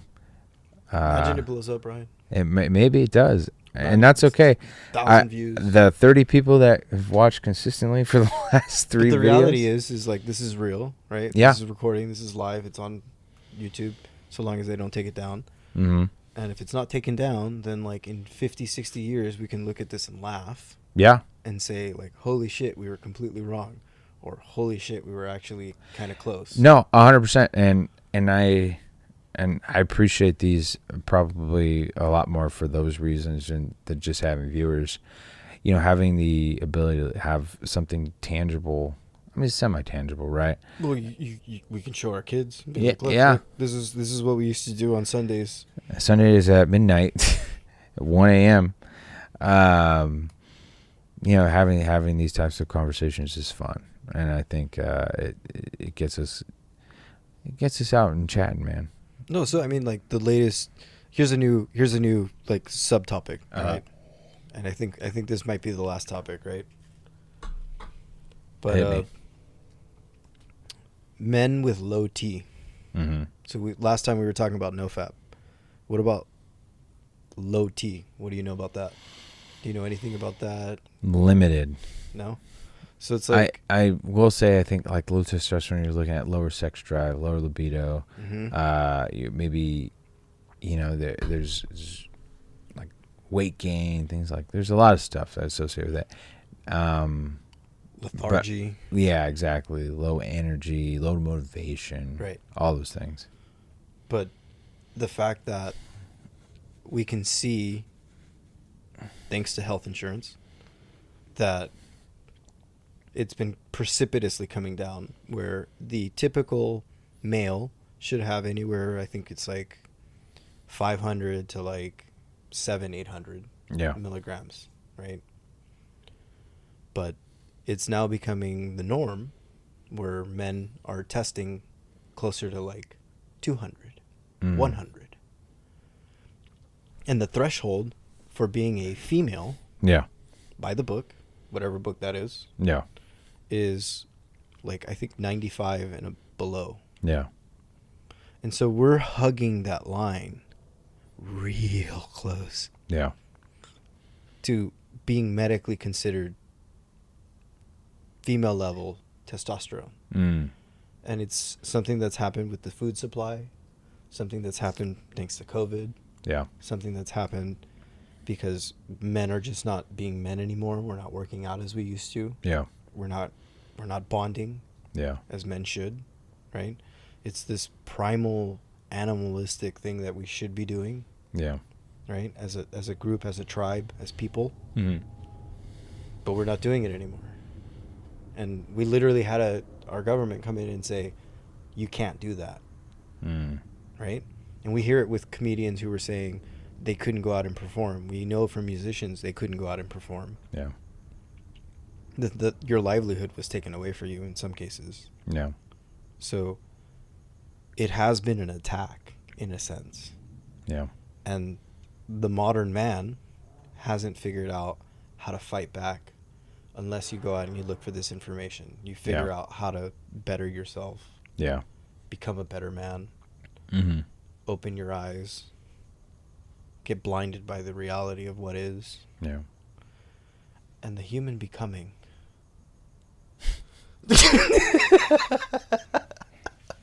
Well, I mean, and that kind of goes to what we were talking about the last episode, that, I think we can't what really. Is, yeah. and what used to be. And what shall be. I don't know. I'm talking out of my ass. No, you're doing good. That's a great impression.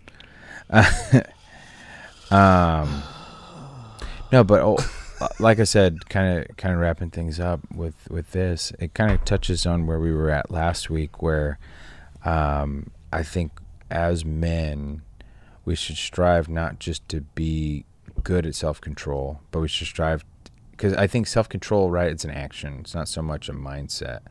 I think we have to have the right mindset and develop our conscientiousness. We have to.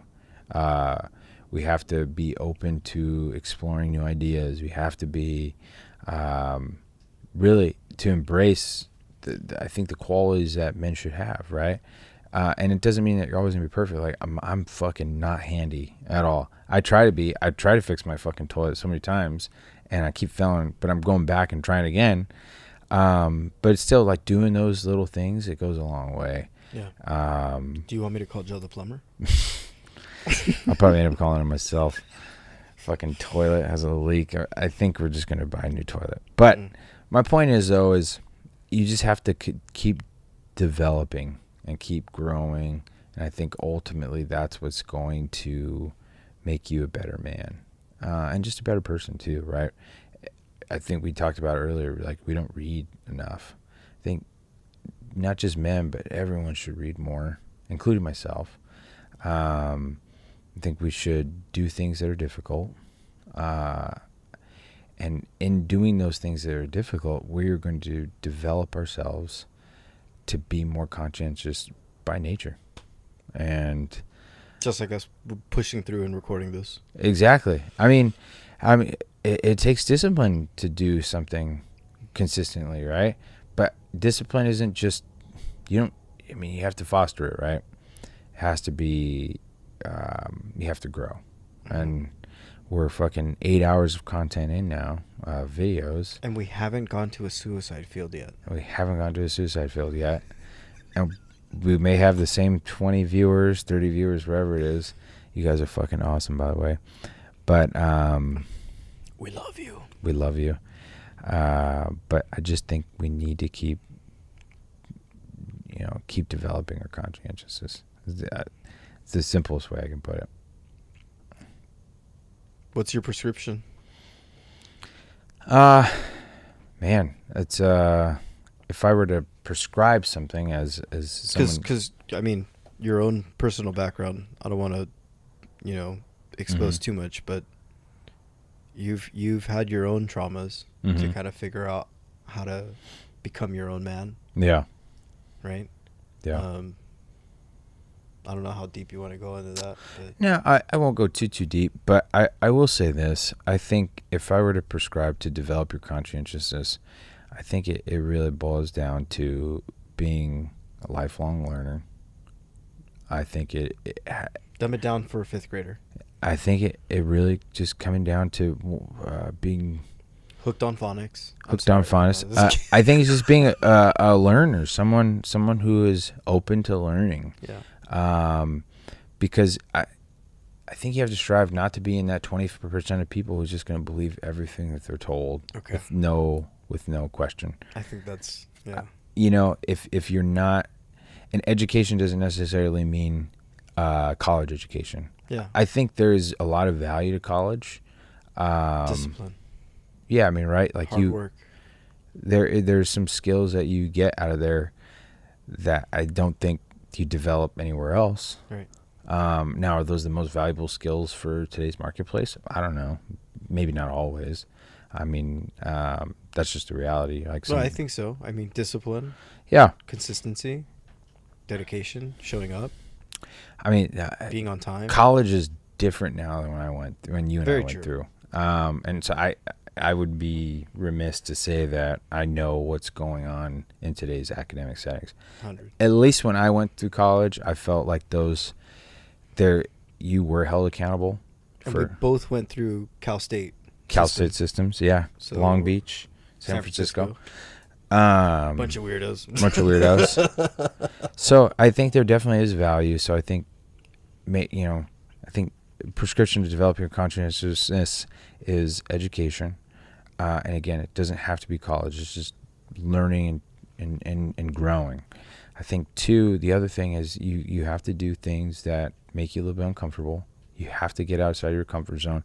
And honestly, that could be just something that's like getting up on stage and talking to people, or like doing karaoke. I think there's a lot of development when you have people watching you and judging you. Sure. Like, absolutely. That's a huge deal. So doing things that are hard and push you out of your comfort zone. And then I think finally, to develop your conscientiousness, the third thing. What would I say?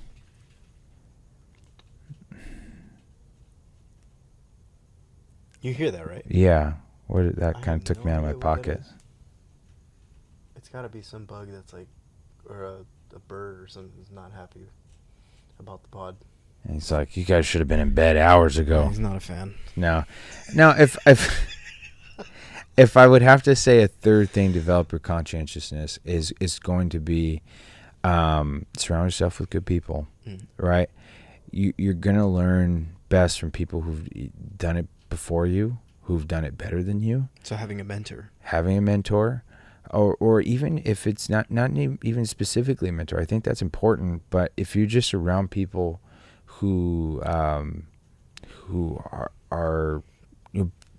do something better than you and you can learn from them, I think that's huge.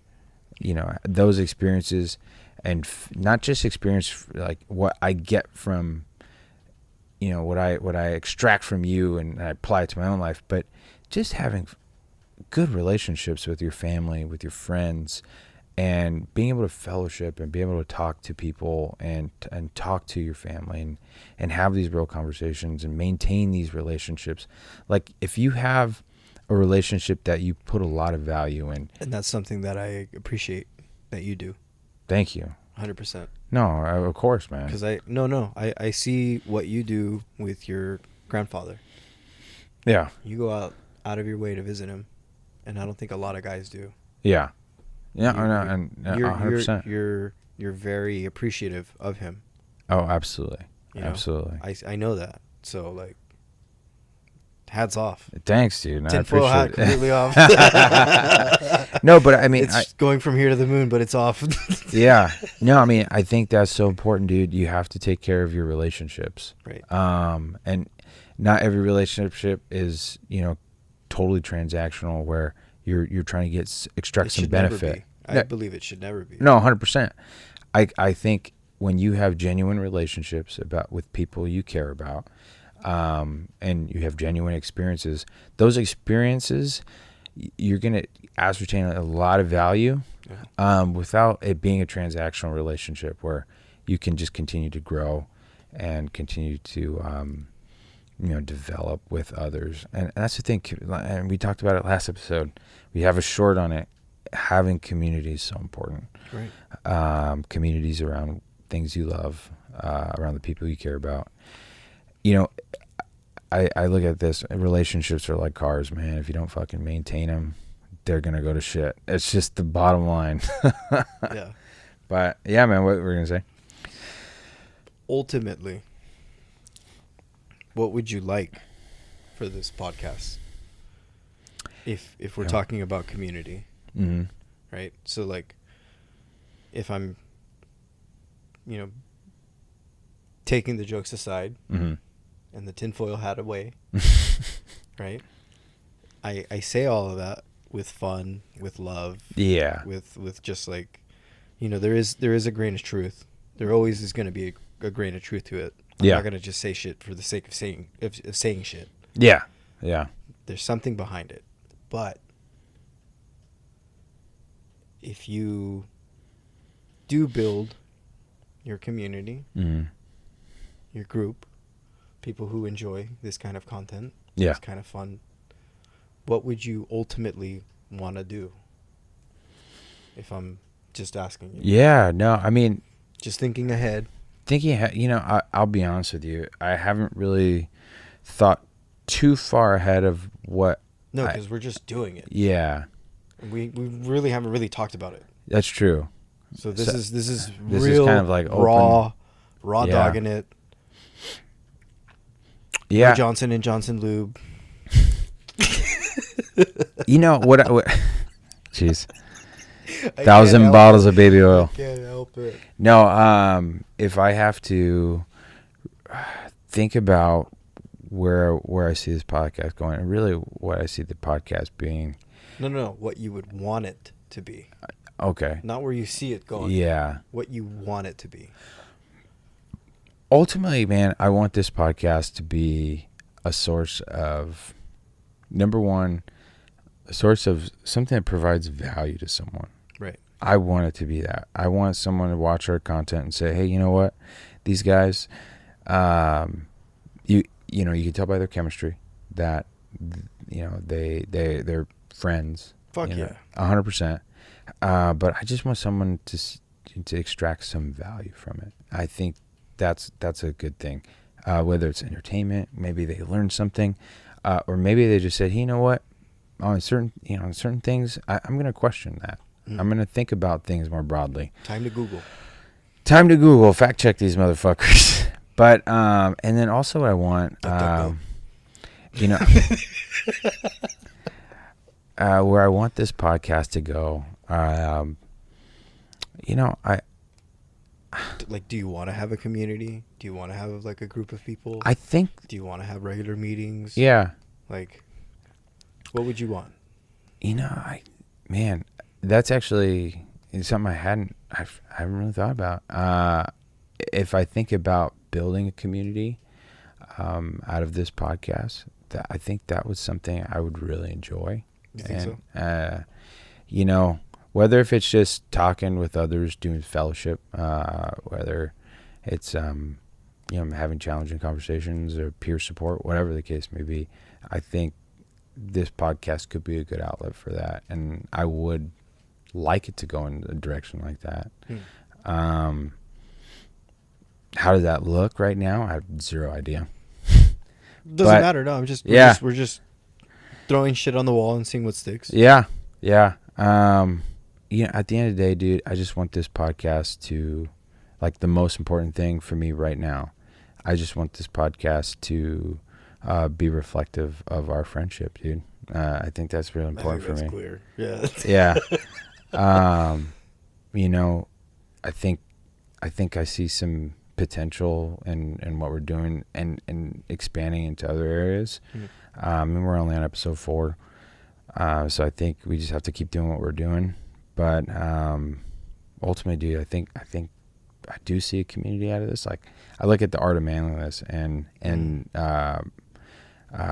he has a ton of cool shit and resources that he puts out, and he has a life development program that he runs, and I don't see myself doing that per se. Of course. Yeah, maybe not in the same vein as him, but that type of community around his podcast is awesome, and having that kind of community for something that we're doing, I think, would be awesome too. But all in due time. I mean, we can turn this really like, modern gay and like say, you know what, Brian, we're gonna turn this into a book club. Nah. Hey, shit. Joking. But we could do book club. If you want to do book club, I think that would be rad. I mean, it forces. One thing actually. Now I think about it, one thing I think I see this being is just a tool to really take accountability for me, and then take ownership and accountability of my decisions, my actions. Because this was rough to get you out here, man. Yeah. It's kind of late. It is late. Fucking, I'm getting in trouble when I get home. Nah, just kidding. But, yeah, man, I just, there's a lot of avenues I think we can take this. But I don't think you do get in trouble because, like, there is a finished product that we're able to show and be like, we did do this. Yeah, I was joking. I'm not really getting in trouble or anything like that. But, maybe get it's 1 o'clock. What the hell are you doing? A little spanking from the dominatrix. Nah. But no, I think we have, I don't know. I want our podcast to be true to us. I think no matter what it turns into or what we build out of it, I think ultimately what I really, really want is just to maintain our integrity, maintain our authenticity as best as we can. Yeah. I don't. The soul has not been sold. Yeah. This booty hole is still virgin. Exactly. Exactly. There's no Diddy parties. No more parties in LA. More parties in LA. I just want to be a counterweight to some of the, as best as we can, to the fucking 40 people who watch this. I want to be a counterweight to some of the stuff that's out there, and for people to realize, hey, you don't have to just fucking go with whatever's heterodox, whatever's the line of the day. Another SAT word. Exactly, right? Like, you can actually be your own person. You can think about these things. We don't have to agree with every issue. We don't have to believe each other. Or I think I want to build trust, right? I want people to say, hey, you know what? These guys are honest, right? They may not know everything, but they're honest about what they're talking about. Yeah, we don't fact check shit. Yeah, right. This is just like the Trump Kamala. Right. I was waiting for it. No, but I mean, if anything, I just want to maintain our integrity and be that anchor, or at least try to be an anchor in alternative media that, says, hey, look, you don't have to fucking agree with everything, the other person is saying, but you can be respectful. You can have a good conversation. You can have a good time, and you can, build a community and build relationships without sacrificing your values. Exactly. And I think, to me, that's the most important. I think for me, I want to say curiosity. Yeah. I say all this tinfoil stuff with jokes, lots of love and jokes. Yeah. Because I love humor. But at the same time, there's that grain of truth to say, okay, let's actually look at this. Let's unpack that a little bit. Let's see what's going on. I like it. Because in the end, as a man, I think you do have that power to set up your own domino set. Yeah. Not on the scale that my tinfoil hat can hit the moon. Yeah, yeah. But you can definitely figure out your own thing. And so, like, if you're, like Shangela says, slowly becoming a Republican by doing World War II research and memorabilia.